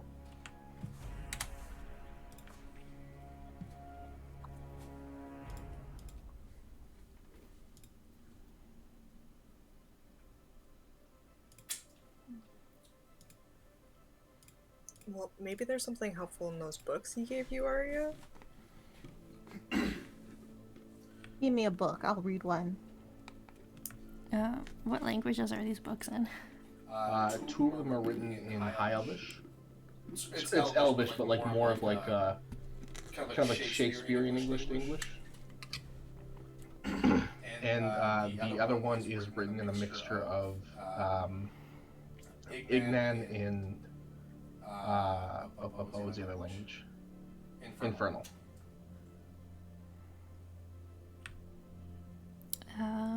So I think Agni can read half of a book. Good enough for me. She's gonna slide it on over. After Agni's done with that, Azra can read the other half. Well, if it's mixed in between, you guys probably just read it together. I don't think it's like Shove over split Agni. in half. Shove over Agni. Alright, you guys don't have to roll anything, obviously, because you're not searching for specific things, you're just reading through them. And you're gonna take the time to do so, I assume? Yeah. Why not? We got time. The 2 books you have in front of you, Arya, they are written... Well, all 3 books are written from like a first-person account, like somebody is... This is like a journal sort of thing. If somebody were writing their own kind of like scientific notes, this is what that would be. The first book you go through, Arya, it lists the... a bunch of stuff that doesn't really make sense to you right now. It speaks of different places outside of the planes of existence, the places in between, the spaces that the gods can't even reach or are scared to go to, places where they have no power, and those who do carry power, arcane or divine, lose access to that power. They call it the space between the planes is what we'll call it for short. It speaks of kind of research of 3 beings who fell from this space onto Cho'Terra, and whoever's writing this kind of journal, these notes, speaks of going around checking these areas out. It's like a log of them, where they traveled, where they went to, where they found what they call markers. And the journal only speaks of there being 3 of these things, but they only discovered and found 2, as 1 was already missing and they couldn't find its whereabouts. The first one speaks of a journey into a large, once the largest temple in the Dwarven Kingdom, maybe thousands of years ago, before it collapsed due to volcanic eruptions and earthquakes in the area. It now houses the Twin Guardians. They didn't have names. They just listed them as a black and white serpent. They spoke each other's words, and if they were separated too long, they'd pretty much die. And these beings formed the handle to the instrument of origins. The next account speaks of a more aggressive being, as these two were more peaceful. You could talk to them and get through to them. This one was much more violent. This one was much more aggressive. It was a massive serpent, stories tall. And it took the combined effort of the reader as well as their two cohorts to take this thing down. And this one creature, they just refer to as the giant serpent, formed the rainbow-scaled blade. And as you get closer to the end of this one, it gets kind of more rushed, like they were trying to jot down. It goes from detailed reports to jotted down notes. They could not find the third piece that connected these three beings, so they had to go with what they had, and that was the end of it. The second book speaks of more so, and this rings a bell to you, Agni and Vaughn, the travel of the Red Witch towards the. They call at the time they called it the Island of Wastes, where they were traveling with this thing they called the Instrument of Origins at this point to stop, and it even refers to not the Somber. I can't remember the name I gave you, like the actual full name from way back when. If anybody else remembers, you can correct me. It mentions that name. And it's pretty much a retelling of the legend lore you heard, Agni, of the Red Witch. Okay. Not the Red Witch, sorry, the Instrument of Origins, my mistake. Cool.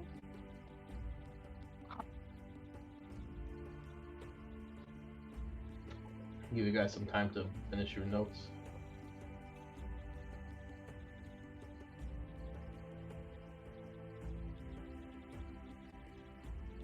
That's too damn Can you bad. just send it in chat? That's gonna What take even vods longer. are for? Or if anybody else, when they're done, send it in chat.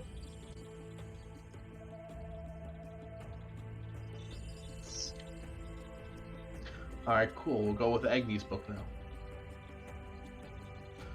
Agni, your book, it's more so written to a militaristic standard. Like somebody is writing a logbook of certain duties that need to be done, have been done, are going to be done. It's kind of hard for you to read every word, because it is obviously written in Ignan, but it seems like an older version, obviously similar to what Arya said earlier about the older version of Elvish. It's written also, like, there are notes scattered around of, like, aside from like the jotting of the notes for this needs to get done, we have to pick up this and that. There are little notes of annoyances, like personal things, things written in there, like another day she spoke to me about not having a child, blah blah, being able to form children via magic. It got me thinking. I wanted a child of my own. It scrolls even further in. It gives a description of. At first, they didn't trust the tiefling with them, as he came from one of the dark planes. And then it speaks to, he's kind of growing on them. He's done right with them. That sort of thing. Now, at one point, it just completely cuts off, like they just stopped writing. Nothing very useful in there, like when it comes to you guys trying to research something. And then the notes for Azrael to read. Azrael, it reads in more of like a, how do I say this? Like a nobilistic, like somebody who's been taught how to write very well, and they're using a lot of like metaphors and similes that aren't really needed. They just fluff up the sentences. It speaks more so of their journey from their home plane that they describe as barbaric and hellish. They wish for a better life for themselves and possibly a better life for those around them. It goes on to a tangent about being welcomed with open arms in the human kingdom, in this new home called Cho'Terra, this country called Avexia. These humans being kept as slaves, being kept as fodder for this large war going on. He was summoned by them, and he was able to break free because of them. He gained their trust, and they gained his trust, and he helped them pretty much win this war with the assistance of a newfound friend and a high elf named Ariana. And there's some subtext within like some of like the writing when it comes to Ariana, where there's like you can tell he had a thing for her, but nothing really ever happened as it kind of dwindles down over time. There's more writing of how the humans kind of betrayed them, and they almost sent him back to his home plane before he was saved by his newfound friend. There's mention of a third friend they met, a living phoenix who could transform into a woman. And then there was a lot of talk that's kind of a repetition of what Arya read when it came to collecting the Instrument of Origins, tracking down and fighting this great evil so he can clean the lands again, a chance for him to redeem himself. There is mention of he has created a home in another plane where people could accept him and nobody would betray him. A utopia where he could live pretty much in constant peace. And then the final writing is pretty much the ending of where Arya was reading as they were heading towards the battle.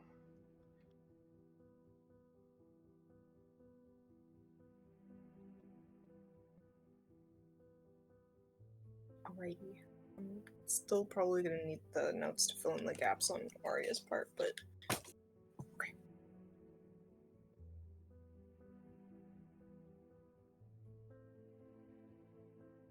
Sure.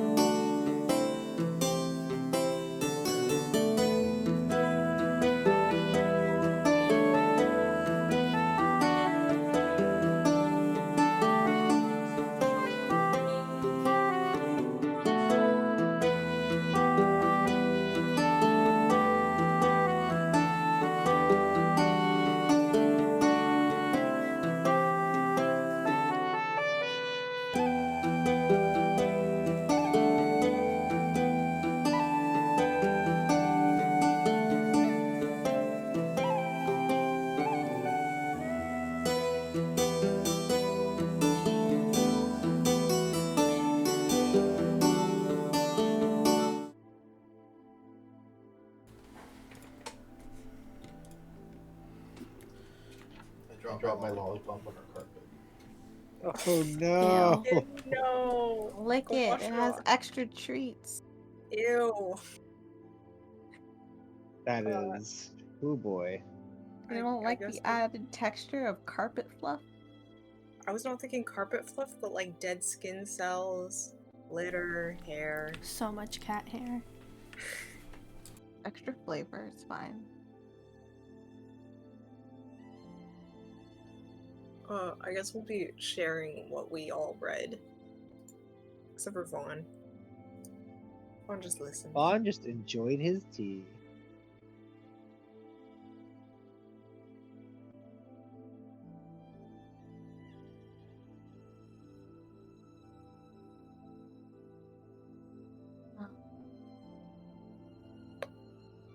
I guess Agni didn't really find out much. Just a cool journal. Some lady wanted to have a kid. The end.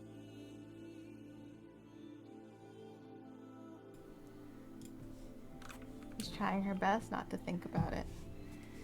Man, I wonder who that kid could be. I wonder who that lady was. Gee, I wonder. What did Huh. Azrael say? A living phoenix? Gee, I wonder. Who Another else? one? Wow.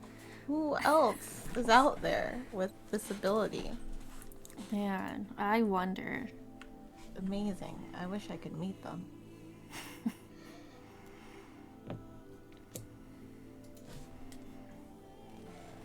What'd your book say, Arya? My book said many things. Including, but not limited to, a place in between planes of existence. Agni, this is probably a little bit more in your realm. I don't know too much about the planes of existence. But apparently there's a place in between them called the space between the planes. Very inventive on their part. I don't know why there's a cat on our tea table all of a sudden, but whatever. And apparently even the gods are afraid to go there because they just like lose their magic. Super fun. What else? Oh, 3 beings. So the 3 beings are apparently from this place and they fell from there to Cho'Terra. And whoever wrote this book was looking for them. They only found 2. One of them was missing. They went into what was at the time the largest dwarven temple. And now it houses 2, well, maybe not now, but at the time it housed 2 guardians, a black and a white serpent. And they were part of the Instrument of Origins. Apparently they were pretty chill. And then the next one was not so chill. It was a huge serpent. And it took all 3 of, I guess, the author of these 3 books to take it down. And it formed the Rainbow Scale Blade. And they couldn't find the 3rd piece, so they just went with whatever they happened to have. It did not mention what it was. It also vaguely talks about the travel of the Red Witch and shut up, Dillon, and the Island of Waste, and whatever the heck Sombria's real name is. That's what I learned. Can we go back to where to where these people we don't know came from? Yeah, so it is the aptly named The Space Between the Planes. Do other people live there? The fuck? It did not say. Yeah, since when do people come from the space between planes? Also, can we go back to that rainbow weapon? Because, We have half of Didn't- it. yeah. Didn't we collect a piece of that? Yeah. So we have 2 parts of the instrument, but we're still missing the other half of the blade, and we're missing the hilt. So I've got the pommel right here, and Vaughn like pulls the fucking pommel he's kept on a necklace, pops that out. By the way, is that the only piece we have? We only have 1? No, we have 2. We've got the half of the rainbow blade, which I feel like Agni had, but I can't remember because that battle was kind of ridiculous. So, No, And that's Azrael. out of that's Azra. Okay, yeah. So it's like yeah. And the other part you have Azra, but that's only half of it, and we need the serpents to make the hilt. So we're missing the hilt and the other half of the blade? Yes. What if we just got 2 other snakes, one white, one black, and turned them Well, into a hilt? it sounds like the last time somebody winged this, it didn't go super great. So, Okay, but I'm different.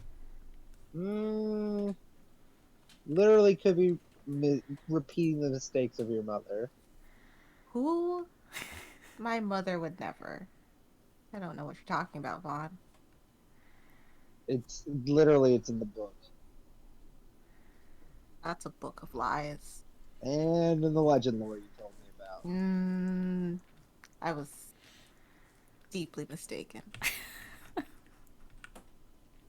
Agni, why are things never simple with you? Why are they simple with you?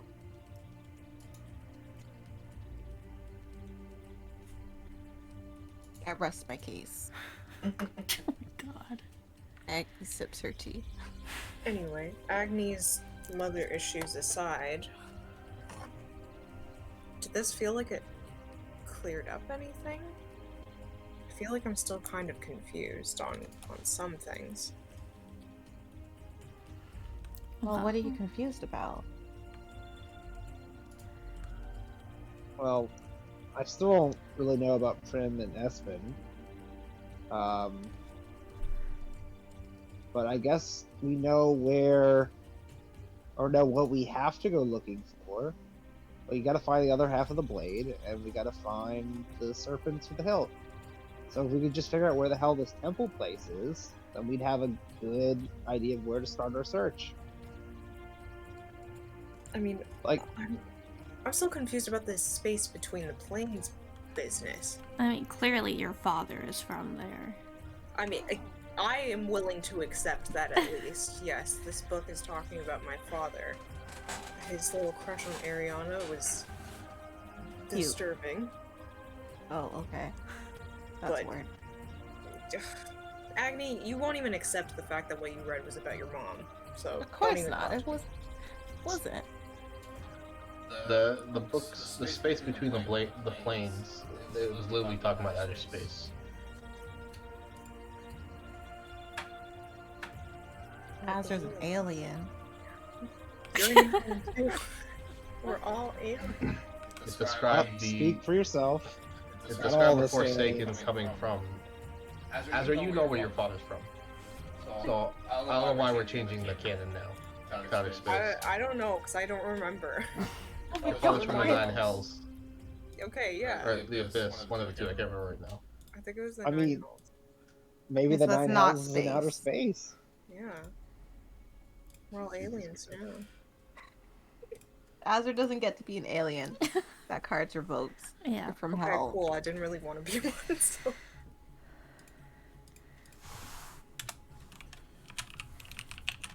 Okay, so what about the space between planes were you confused about?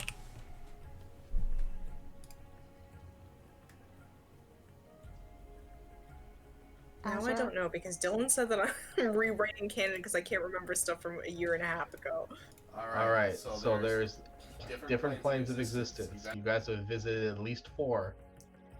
Then there's the space between the planes, which is outer space. Each plane is its own planet sort of thing. The space between the planets is outer space. The book talks about outer space. Yeah, I get that. Yeah, I'm still confused about how people can come from the space between the planes, but... That's where the aliens are from. We just went through this. I know. Listen.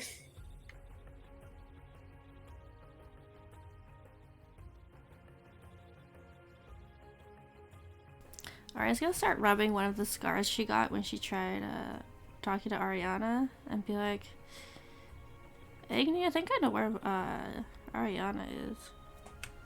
Ooh, where is she? Oh, is she in space? Yeah. Yeah. Okay, well,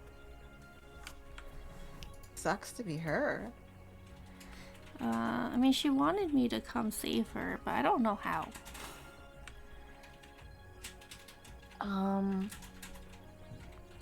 You know, I've traveled to other planes before. Not a space between them. So, I don't know. Well, if that lady that I saw has anything to do with it, I really don't want to go there. Oh, the Outlands is a plane of existence. Dylan's getting so mad that we don't know these things. Like, I sent you the links telling you the Outlands was a different plane of existence like an hour ago. it didn't show on the picture. Alright, let me You just said let the me Outlands just was a plane of existence. let me just make this real clear. There are planes of existence and there's outer space. These three snakes fell from space. Yeah, That's it. I know. What? I'm confused by what people are confused by. What's going on? I'm just imagining the planes like, you know, planets in the solar system, and then the space between the planes is just space, and like Cho'Terra is Earth. Like, am I wrong? I No, you're mean, absolutely correct. Okay. it also depends on the cosmology, which is a whole fucking headache on itself. I mean, I get all of that. It's just then you said something about them coming from, like, are they saying they're coming from the other planes and they traveled through that space between? Or And they like, They just pop up in the space between and then came from there? That's what I'm confused by. They fell from space into the material plane. Okay. So it doesn't mean that their origins are from space. That's all I wanted to know. I mean, it might. Don't start. So wait, is the Red Witch a spelljammer? I mean, out of character, it's based on that sort of technology, Nice. but for all intents and purposes, it's an airship. Cool. Cool.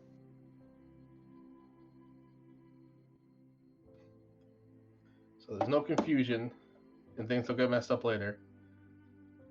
The Outlands is a plane of existence. Yes. okay. Yes. The Nine Hells So- is a plane of existence. It's Yeah. a very fun plane of existence. Azra's father is Orcus' son. Oh. Yeah.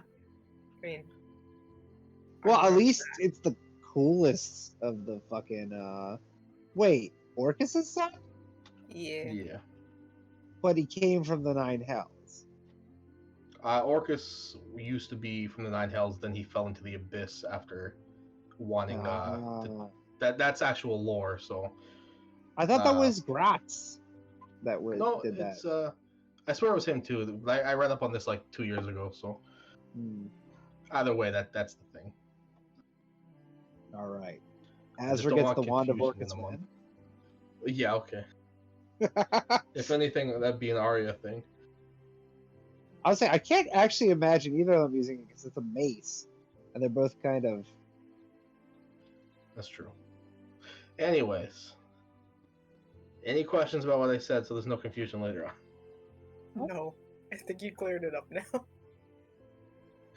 All right.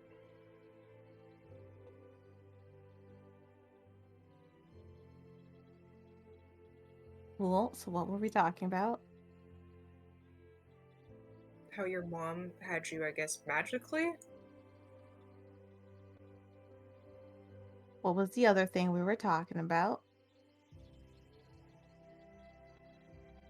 Your mom. My mom is a lovely woman, okay? She is a lovely woman. That's kind of why she's in this book. Why? What is your deal? Why don't you want to accept this? So anyways, these are some cool books. Okay, Azra's just gonna ignore her if she's not gonna talk about this.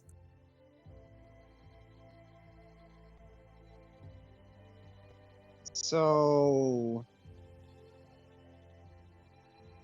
We got to figure out where this temple is then, right? We can at least focus on the stuff we can deal with. If we can find those 2 serpents, and we make the hilt, then we just have to find the other part of the blade. We could ask a really old dwarf. Or, and hear me out, legend lore. Fun. It hurt really bad last time. Now, that's when you were trying to figure out everything about the blade. All you need to do is just try to learn about the temple. Okay. Maybe, maybe. I mean, I'm not really sure exactly what happened to Arya, but you're not covered in all those scars, so maybe whatever is affecting the Dreadlord and Eden, maybe that was like a more not concentrated, like a little like diluted version of what happened when you tried to legend lore stuff. Like you got the information, but you took the pain. They just can't get the information. They just get a minor headache.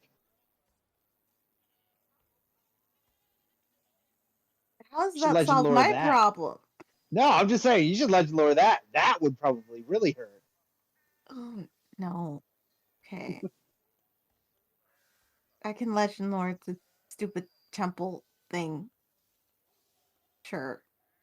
Listen, if I could do it myself, I would.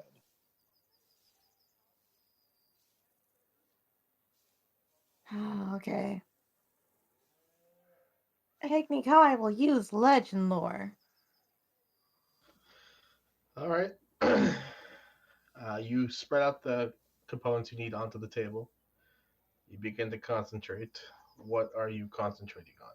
What are you trying to divine?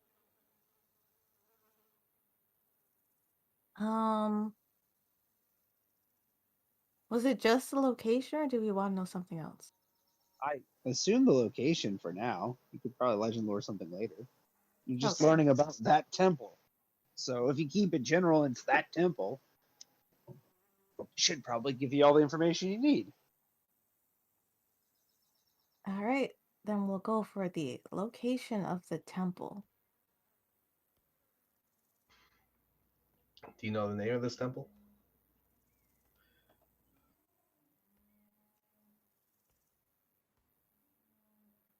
Y'all, do any of you have the name of this temple? Because I mean, you can name or describe a person, place, or object, but there's a hell of a lot of temples of Moradin in this world. I mean, you could probably just describe the temple that's at what? It's at the bottom of a volcano now? Okay, they descended to the temple where they got the what's it called? Instruments of origins, right? Yes. Okay. So if I wanted, do I need the specific name, or can I focus on the temple where the instrument of origins was found in? I think that should be sufficient. Okay. All right, cool. So you begin the spell. You begin to burn the incense. Do you have 250 gold worth of incense on you? I got 250 gold. I don't think I got any incense. Sure, that works. My money. Incense is on the menu. Okay. So you begin to concentrate, and you are given a brief summary in your mind. The first temple to Moradin in the continent of Cho'Terra. It was built around 1,500 years ago. This was to be the largest and grandest temple to show the followers of Moradin were better than the followers of any other religion at the time. They wanted it bigger, better, and they wanted to show it. So they decided to carve out an entire mountaintop. But that wasn't big enough, so they continued down the rest of the mountain. This temple was about the size of a large city nowadays. But in doing so, they caused a lot of destruction. They built pretty much on top of multiple mini volcanoes. and during an earthquake, these volcanoes erupted. The temple itself is located within the Dwarven Empire. Let me pull up a map here. One sec.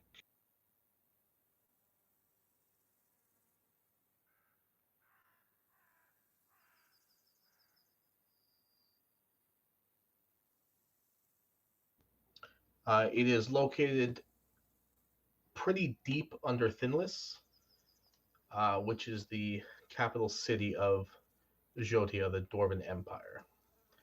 So it doesn't give you the exact location, but it's telling you it's underneath pretty much the Avexia of the Dwarven country. Okay.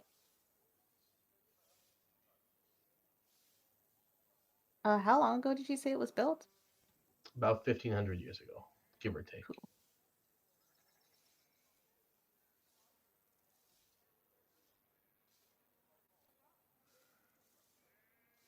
Agni will definitely share that with the group.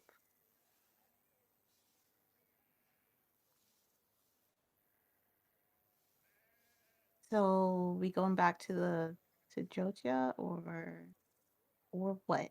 I like that place. It was fun. There were cars. I mean, that seems like it makes the most sense to me.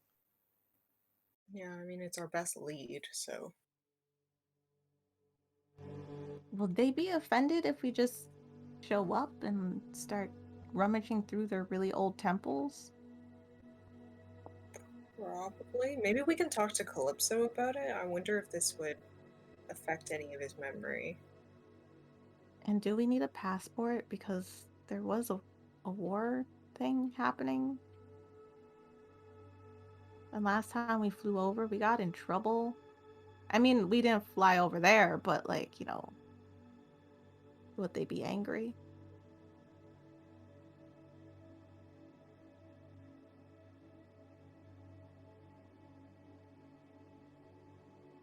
I will take that as a no.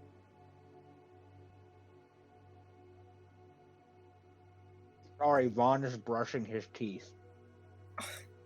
I mean, they're probably going to be angry. I wonder if we can get any kind of pass into the country.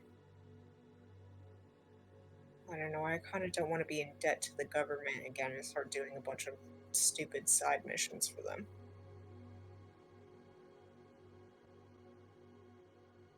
We like new people there. So we could just say, hey, we're coming by. Cool. Let us in.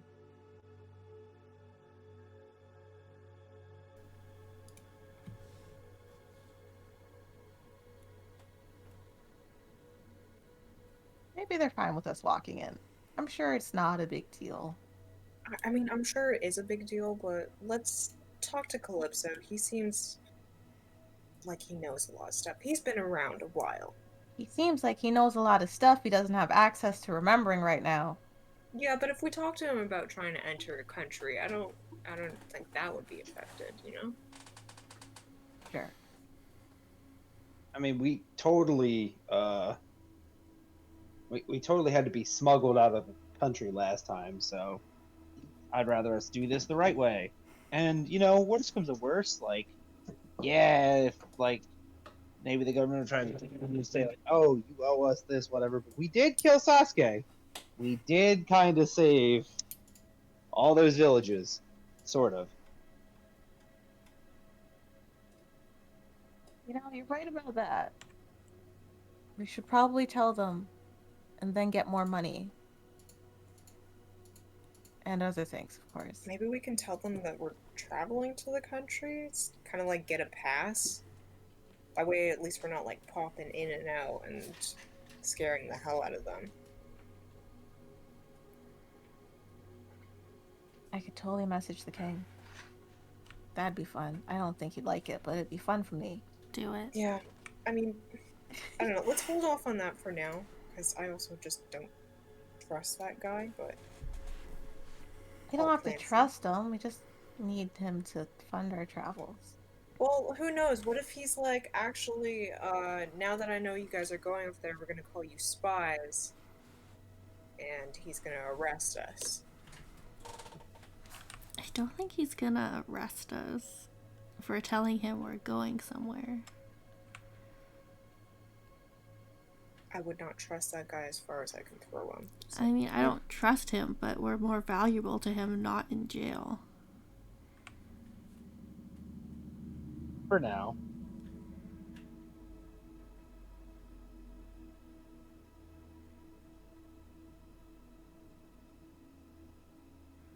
I mean, I agree. I mean, the only other lead we have is just what Agni saw in the legend lore about where the other part of the blade is. But, I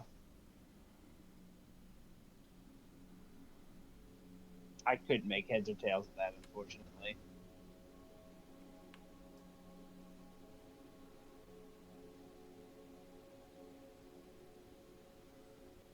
Let me try something really quick.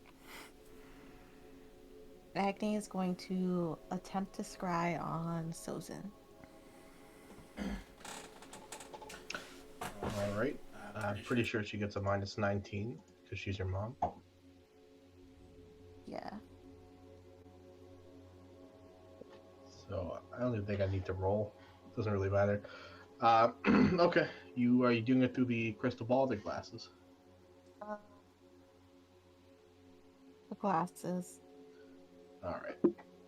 You begin to concentrate, and as your vision is pulled through darkness, your eyes open up once more, and you find yourself hovering over the silver-clad fire genasi.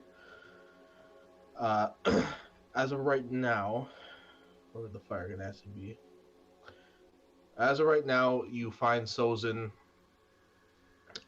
standing next to a table. On the table, there is laid out a large parchment with... What languages do you speak, Agni? That's a great question. Agni speaks something. She knows Undercommon and Common and Ignan.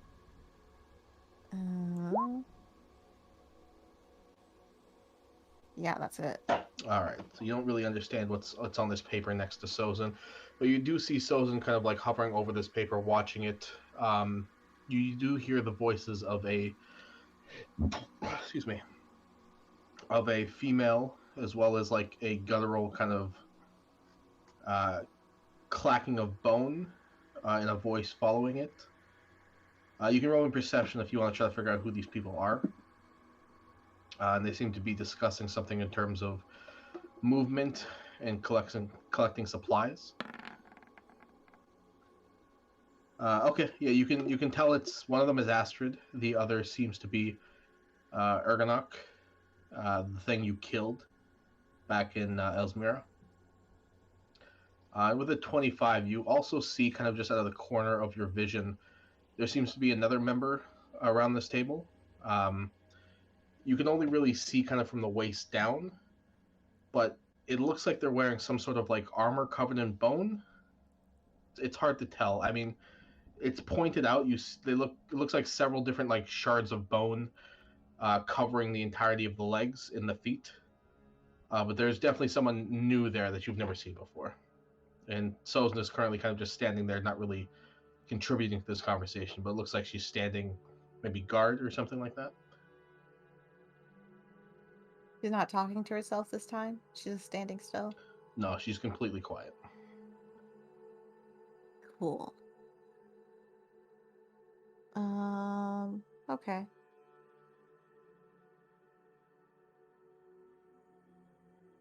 Hey, Arya.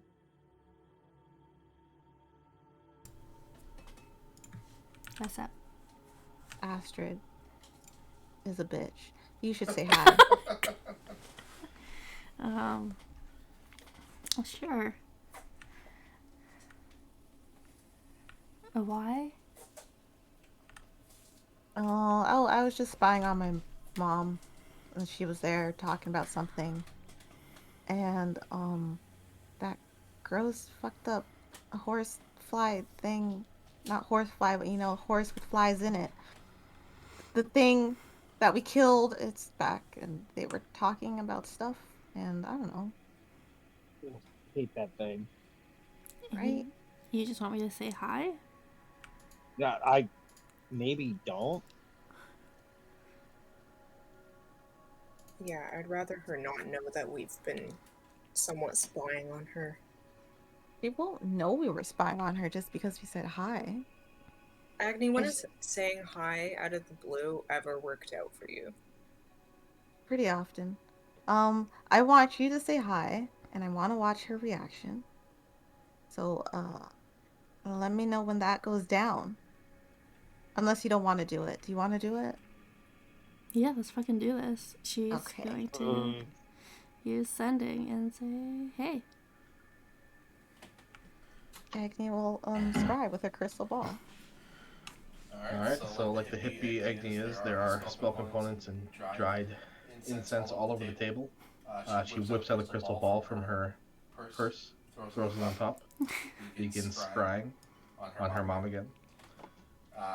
Who are you addressing again with the sending spell? Astrid. Astrid. Okay, what are you saying? Hey. Agni, did you want me to say anything else? Or just hi? You could say whatever you want. Agni, this is your plan, man. I'm gonna need a little more than just hi. You really want me to? Because I will go off on her. Well, you're not Val's going to use a charge on this tankard of plenty and start drinking as this goes down. Alright, just give me a vague idea of what you want from this. Like, do you want her to know it's us? Or me? Will she recognize your voice? I mean, it's like the same. Have I talked to her? When you use the spell, the person you're sending it to automatically knows who's sending it. Okay. Let's say, hey, what's up? Okay. Should I ask about Barrage? Oh, yeah. Yeah, I didn't forget about him. Ask her, bro. Okay. She's gonna use sending and she'll be like, hey Astrid, can I have my baker back? Alive and well, thank you very much. Is that everything? Yeah. Okay. Agni, you scry once more. I need you to roll me a perception check to be able to see a different person in the same vicinity.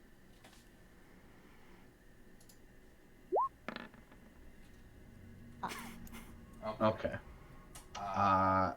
You'll be able to hear her, you just won't be able to get a good look as you're trying to stretch the confines of the spell and it doesn't really work. Are you... This will be the second time she's messaged Astrid in a week. I just haven't gotten to that part in the RP. Right. Okay, so pretending like she's heard from you before. You hear back... Arya. I didn't think you'd call back. It's nice hearing your voice again. To what do I owe the pleasure? In a baker? There are no bakers here.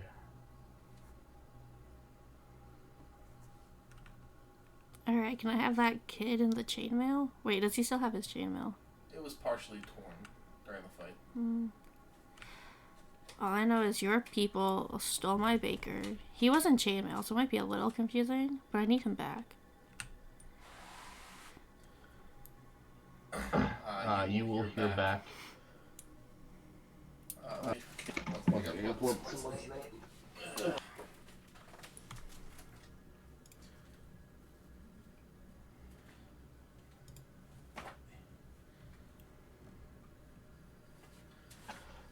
Okay, you will hear back. Oh, you mean Naris's new puppet? Oh, fun little one. You can have him back when he's done with him. Will you be coming to visit soon? I miss you. Maybe when I have my baker back. I want my baker back.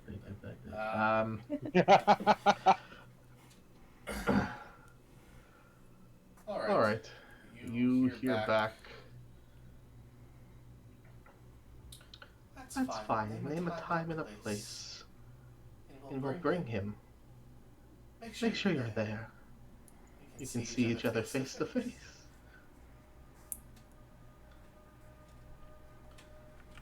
When we meet up, we need to work on your tone, because this is fucked up and creepy. Like, no one likes being talked to like this.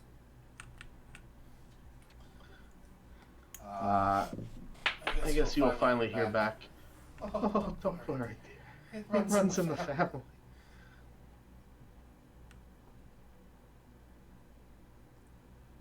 Can Agni hear both sides of this conversation, or just whatever Astrid is saying? You can just hear kind of what Astrid is saying.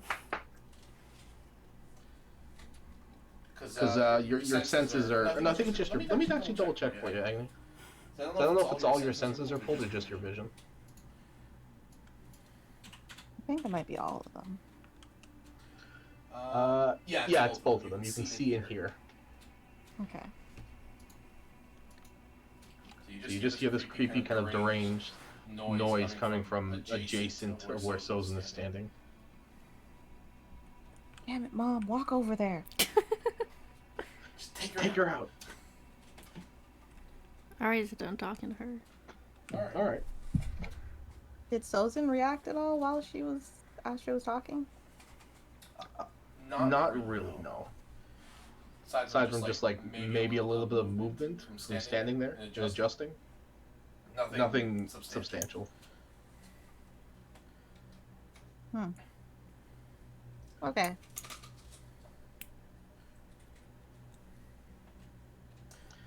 As you guys are kind of sitting at the table and all this shit is going down, you see one of the constructs, the skeletal constructs, kind of make their way through the floor and kind of like appear next to you, Arya. The construct kind of like opens its hand, and you see like these letters form onto its like metal skin.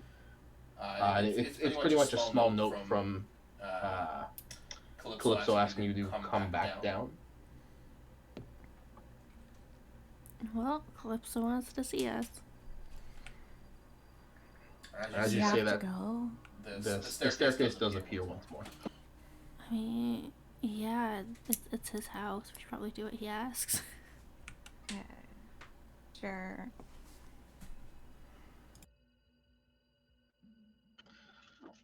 Whoever is going descends their way down the stairs once more. And you guys find yourself back in Calypso's like lounge room. As he is in there, he kind of looks up as you guys kind of make your way down the staircase, and he goes, "Oh, Arya, to what do I owe the pleasure again?"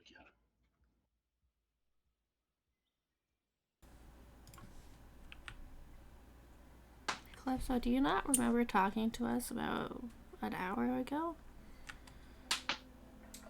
He looks at you like a bit confused for a second and goes, "Of course I do, my dear, of course. I've just been wondering, you traveled up there quite a long time ago, and did you find what you were searching for?" Yeah, how long were we gone? Time passes differently for me when day and night at my age. I'm not too. Since you're here, I have a favor to ask if it's possible. Yeah, of course. What is it? I'm currently. I have tracked down a certain relic I need to add to my collection. I just cannot physically leave my city. Would you and your friends be willing to up and collect it for me? Yeah, I don't see why not. Where is it? Not too far from here. There's a mountain range from my studies, from what I've seen. Near the heart of the mountain, on the inside, I found written passage of a what would you call it? A large what was the name? A large jade. It's more so half of a jade. I'm not too sure where the other half goes, but it's of some sort of significance, and I'd like it to be brought back. I will pay handsomely. Don't worry. I'm not asking you to do this out of your generosity. Yeah, we'll do that for you. Don't worry. Good. Um, Once you find it, I would like you to summon me. But in the meantime, I'll have everything prepped for you in the morning if you are staying the night. I do recall your large friend saying you were. In the meantime, feel free to peruse the town.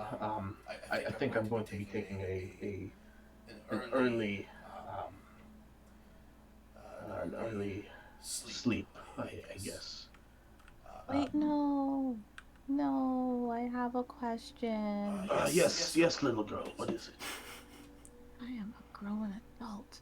Anyways, do you know, maybe, because you've been around and have traveled, right? How could we safely get into Jotia? The Dwarven Empire. Yeah. Hmm. Is there like a He, sneaky little hole we could crawl through?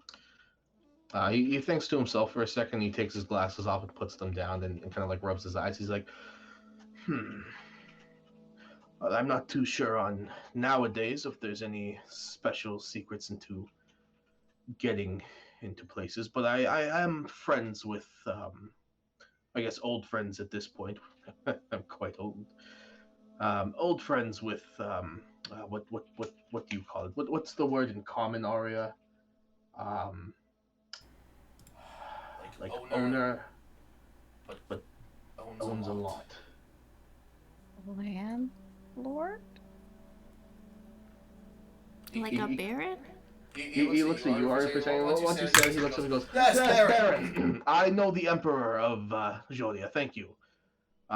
Old friends, I could possibly let him know you're looking for passage, and I'm sure he can help you in. He knows more about his own country, obviously, than I do. Is there anything I can give him in detail to help him help you?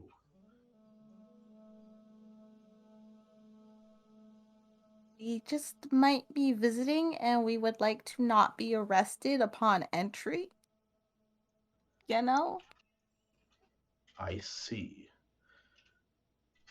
Well, I'll let him know you're coming, and I can always just teleport you there myself. I'm sure you can skip whatever measly law enforcement that would be tracking you down. My magic is certainly easily not traced. Oh, that's really generous of you. Thank you. Yes, but in turn, I do need this artifact brought back. What's it do? I'm not too sure.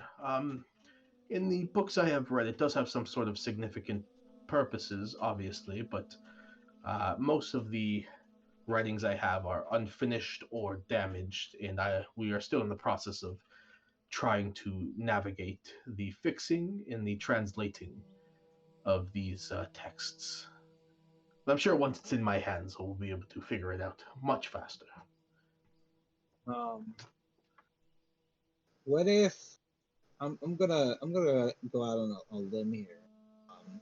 Guys, don't we have something similar to that? Half a jade. Shut up, Vaughn! Shush! Shut up! Vaughn's like looking at Agni like, I don't understand why we're keeping it a secret. He might be Agni's able to just like, help. Don't. No. What do you mean, no? Because he wants the other half. What if he takes this one? It's ours. And what are we doing with it? I don't know yet, Vaughn. We'll figure it out. He can help us figure it out. Or he'll take it. Or he can let us borrow it if we need it. Arya, would you let us borrow it if we need it? I imagine this is all really loud whispering. Yeah, Arya's yeah. just like watching you two and then looking at him listening to you guys. And it was like, Calypso, if we were to hand you a huge jade, would you give it back? I'm not one to steal property. I am vastly wealthy. I don't think I need to steal property from children, please. And she's gonna look back at Agni and be like, so can I give it to him? You can lend it to him. For a limited time only.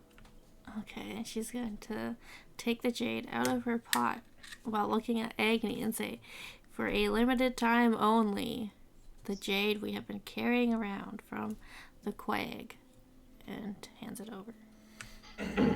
He takes a look at it and goes, "Oh, quite large. You found this in the swampland, yes? Yep. Right. What is there anything important about this I should know?" Well, it's half of a jade. You're looking for a half of a jade. Does this look anything like the jade you think you're trying to find?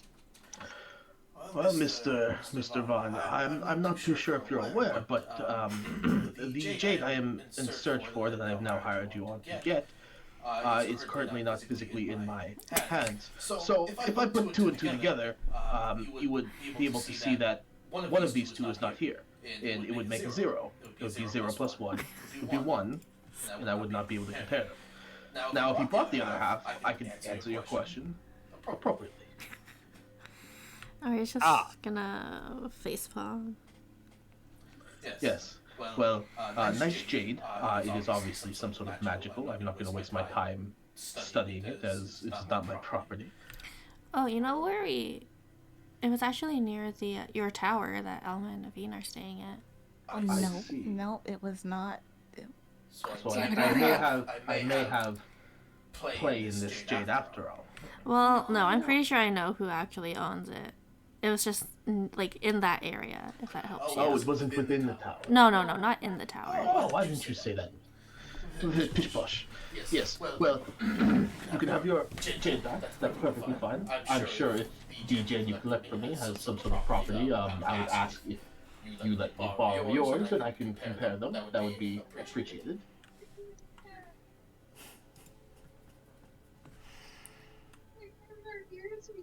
Oh my god. That's a picture. Well, send that to me so I can send it to these guys. So I'm sure they're wondering what the fuck is going on in the background.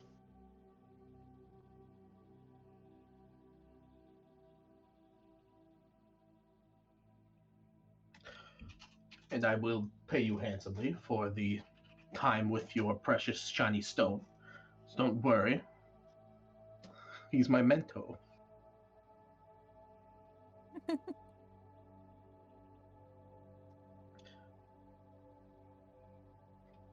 Oh no!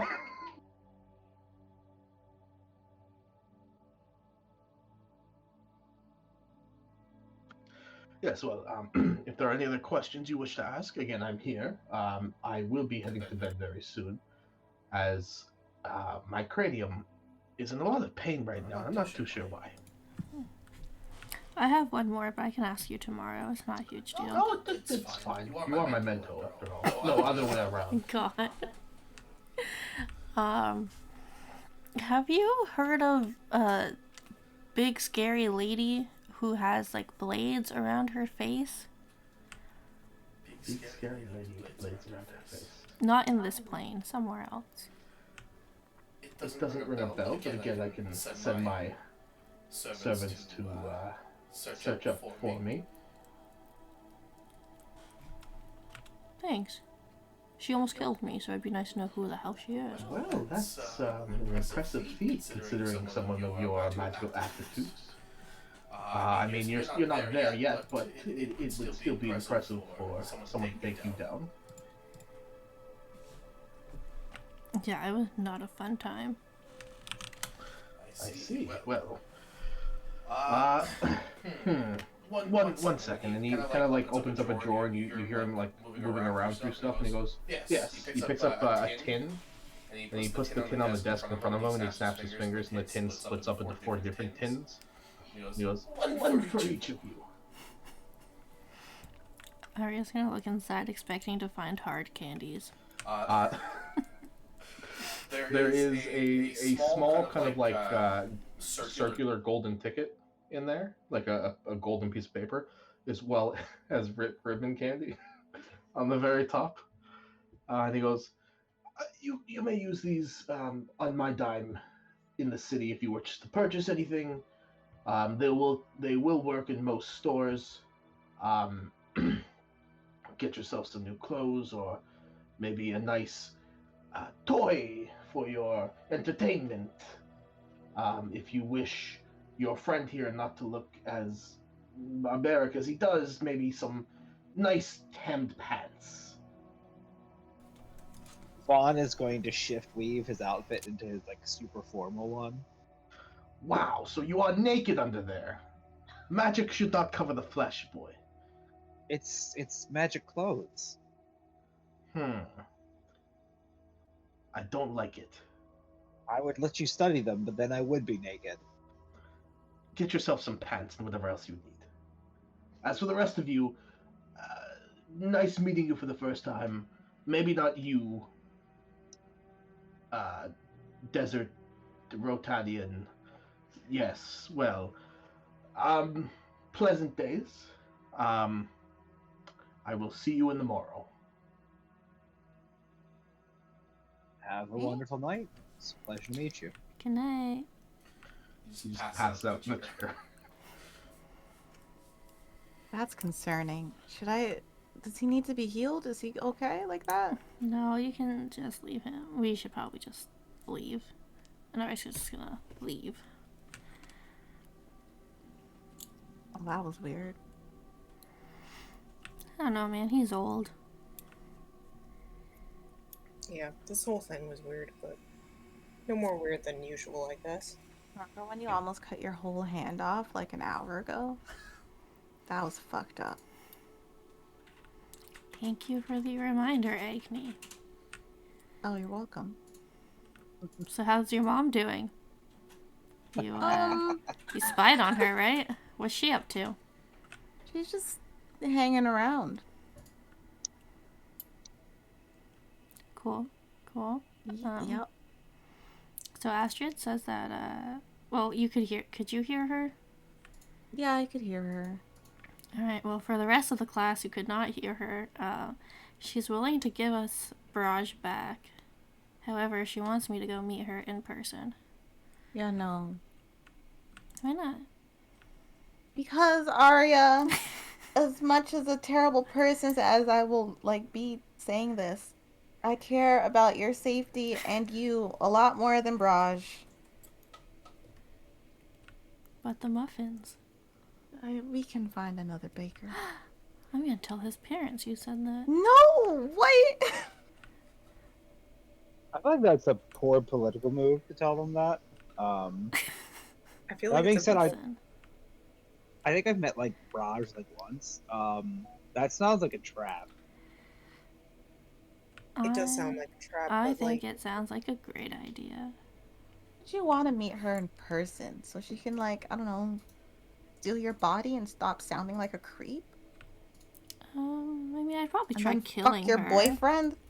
No, I mean, she had Eden for that, so I don't think she needs you. Ugh. So dusty and old. that was not. Let's not get into that. But I don't think it's a good idea for us to meet her, even though I do want to save Braj. It's just, it's a trap. Definitely a trap.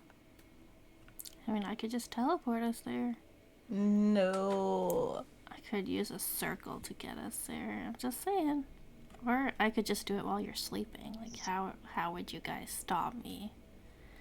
Why would you do that? Do you I'm not just- value your life? Debatable at this point. Well, don't people need to be, like, willing to go? I didn't say I I'd think she take meant you by with me. herself. Yeah. Well, then, I mean, that would be your decision, but I'd really prefer it if you didn't do that, Arya. Put yourself in danger like that. Anyways, Agni, I'm gonna you go need to out on the stop town. rubbing off on Arya. You need to stop rubbing off on Arya so much. And Arya's just gonna go out on the town and look for some fun things to do. No, Azrael just kind of looks at the other two and he's like, didn't she try to cut off her hand today? And also nearly died yesterday? It was like a week ago. Should we start putting in like applications for like a new wizard to join the party? Because I feel like we No. might be out of one. How No, dare but, you? Maybe put her on a leash, like a baby leash. What the fuck? We need to No! put you on a baby leash too. Fuck off, Azra. Maybe My mom volunteer. might still have mine. You can ask. I think only Agni would be able to fit into your baby leash. I hate you both. I'm gonna go do things and be preoccupied. Don't follow me. Agni's just gonna wander off somewhere. She doesn't know where she's going. Alright, well, just you and me, Vaughn. You wanna hang out for the night? Yeah, sure. Let's go drink. Yeah, let's go drink and contemplate everything. Or not. Let's not think about that, I guess, for one night. Ah, sounds good to me. All right. As you guys head out and actually enter into the city, you notice that the floors outside, there's no grass unless it's specifically planted there. Same with the trees. There's no trees growing out of the ground, as the ground is completely metal. This entire town is made of pretty much brass. As some of you may know, this city that you're in right now is nicknamed the City of Brass. Eh. Eh. Sorry. Vaughn, you don't know the architecture, obviously, but it is. Arya was. I think I told Arya when she first traveled here. This city is based on. Calypso built the city based on the visage of the City of Brass, so it's literally like a copy of it. Word. But everything is like medieval steampunk in here, pretty much. The fashion sense, the architecture, everything is just a complete 180 than anything you've ever seen anywhere. So yeah, the shops are very interesting. There's foods and drinks you've probably never heard of. The clothing is completely different than what you're used to from anywhere else. Yeah, you guys have a night on the town if you'd like.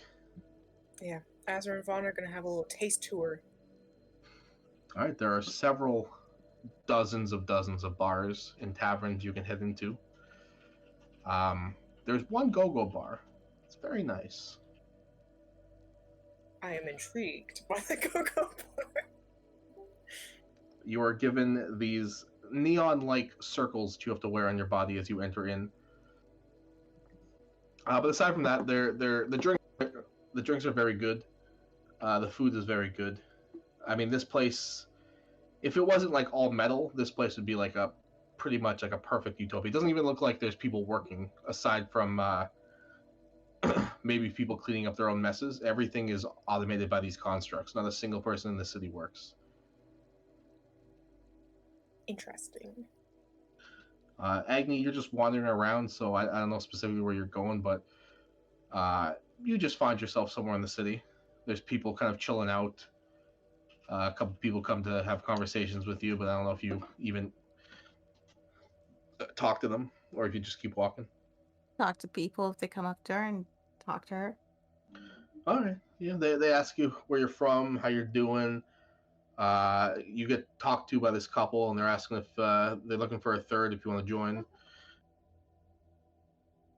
Agni thinks about it. She's like, I don't think my fiance would like that. So no. But like, They assure you he can join. It's fine. do you have like, can I have your address? They're at like 16 Gear Avenue. She'll write it down and keep it for later. All right. That's fine. Yeah, a couple of people do like come up to you and ask you about your armor and what the symbols mean. You do find out there are no religious anything in the city. There's no temples. There's no followings. There's no religious affiliation in the city as well. The closest thing to a religious figure that, like, not even close, like it's not even comparable, would be Calypso, but not so much as a hey, oh, he's like a god or whatever. It's just he's a cool guy that's helped build the city and keeps us alive. They have appreciation for him. It's not like a weird fucking thing. But yeah, it's strange to you. Obviously, there's no following, so nobody knows even who Saren Ray is, or most of the other gods is like the new generations in the city haven't even been taught about that. be interested in hearing about my Lord and Savior, Saren Ray. Yeah, you do find a couple other people because it's brand new to them. A lot of people in the city are arcanely trained, even if it's just cantrips or just weaker magic incantations. Um, this city is almost all arcane, pretty much, and most of the residents can cast at least one sort of spell or cantrip. But they are very interested in your type of magic because it's rarely, if ever, seen here. So you do garner a large crowd after a while. Oh, well, this is awkward. I didn't think it would get this huge. She's gonna dip. All right, nobody's following you. They let you go and wish you a merry day. Vaughn and Azrael, you guys go to a bunch of different bars. People are interested in talking to newcomers, obviously because no one's you guys aren't dressed like they are, so they can tell who you are.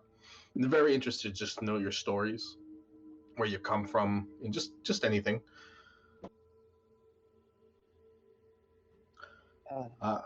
Yeah, what's up, Ian? I was trying to figure out what Vaughn would tell them. I single-handedly killed Vlad Scalligar.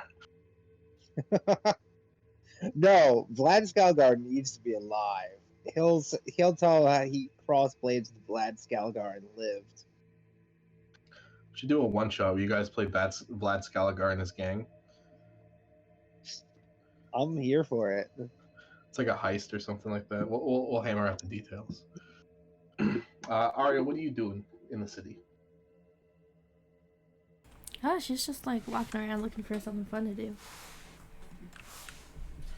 All right. I mean, there's plenty of like entertainment places. There are theaters. There's a bunch of like children's stuff, like puppet shows and just other types of things. Most of the entertainment obviously is provided by the constructs, but there are people who are pretending to be like actors and whatnot as well. Yeah, anything you can really imagine is She's here. gonna look for some live music. Okay. Yeah, you find weirdly enough, the first one you stumble upon kind of looks like the Chuck E. Cheese band. They're all on stage on platforms that like turn, and their body turns in different motions and directions. And they're playing the guitar and the drums, but they're not actually hitting it. Their arms are just going up and down. It still sounds pretty good. If that's the closest thing she can find to live music, it'll have to do. All right. I mean, it's not bad. It's just weird. But there are a few people there, and some of them obviously do recognize you, even though you haven't really met that many people here. But it seems like word of mouth has gone around your Calypso's mentor, so people are kind of like kissing up to you, trying to figure out like why you're important to him and buying you drinks and whatnot. She'll talk to them politely, but she's not giving a lot of answers about herself. Fair enough. No one's pushy here. And that's pretty much, I'm assuming, how you guys spend the night, unless you want to do something else. Sounds fine to me.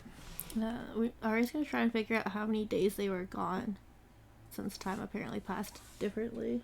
No, he just. Oh, he's just the dumb. Yeah, like he doesn't see another day. He just works 24/7. Oh, okay. That's why time passes differently for him. Okay. Yeah, it wasn't like a time is bending on the wheel kind of thing. It's more so I don't sleep. Yeah. All right. Do you guys want to wrap it up here? It's almost 11. Yeah. Sure. Sounds good to me. All right, no worries. So next session, I'm assuming you guys are going to go do that little quest for Calypso. Mm-hmm. Yeah. When that's done, think about what you guys want to do afterwards and let me know so I can plan around it, because right now I don't really know what direction you guys are going in. Everywhere. Probably gonna do the dwarf country temple thing, but we can always discuss that. Yeah, unless we figure out where the other part of the blade is, and unless any of us figured it out from Legend Lore that we learned, I feel like the dwarf temple is probably our best shot. All right, fair enough. I'll plan around that then. That's fine. Thanks for playing. I know we didn't get to do much, and my description sucked, but I liked it, except for that one part that confused me. The space. I still kind of wish everyone was in it. That would have been really funny. Oh god. I'll if anyone has questions, just let me know and I'll try to sort that out. I have a question. How long are we staying at Calypso's place? We got to be back within 4 days, right? Yeah. Yeah, it's been like a single day, we'll say. So I'm assuming max 2 days, unless you guys want to stay longer. Probably not.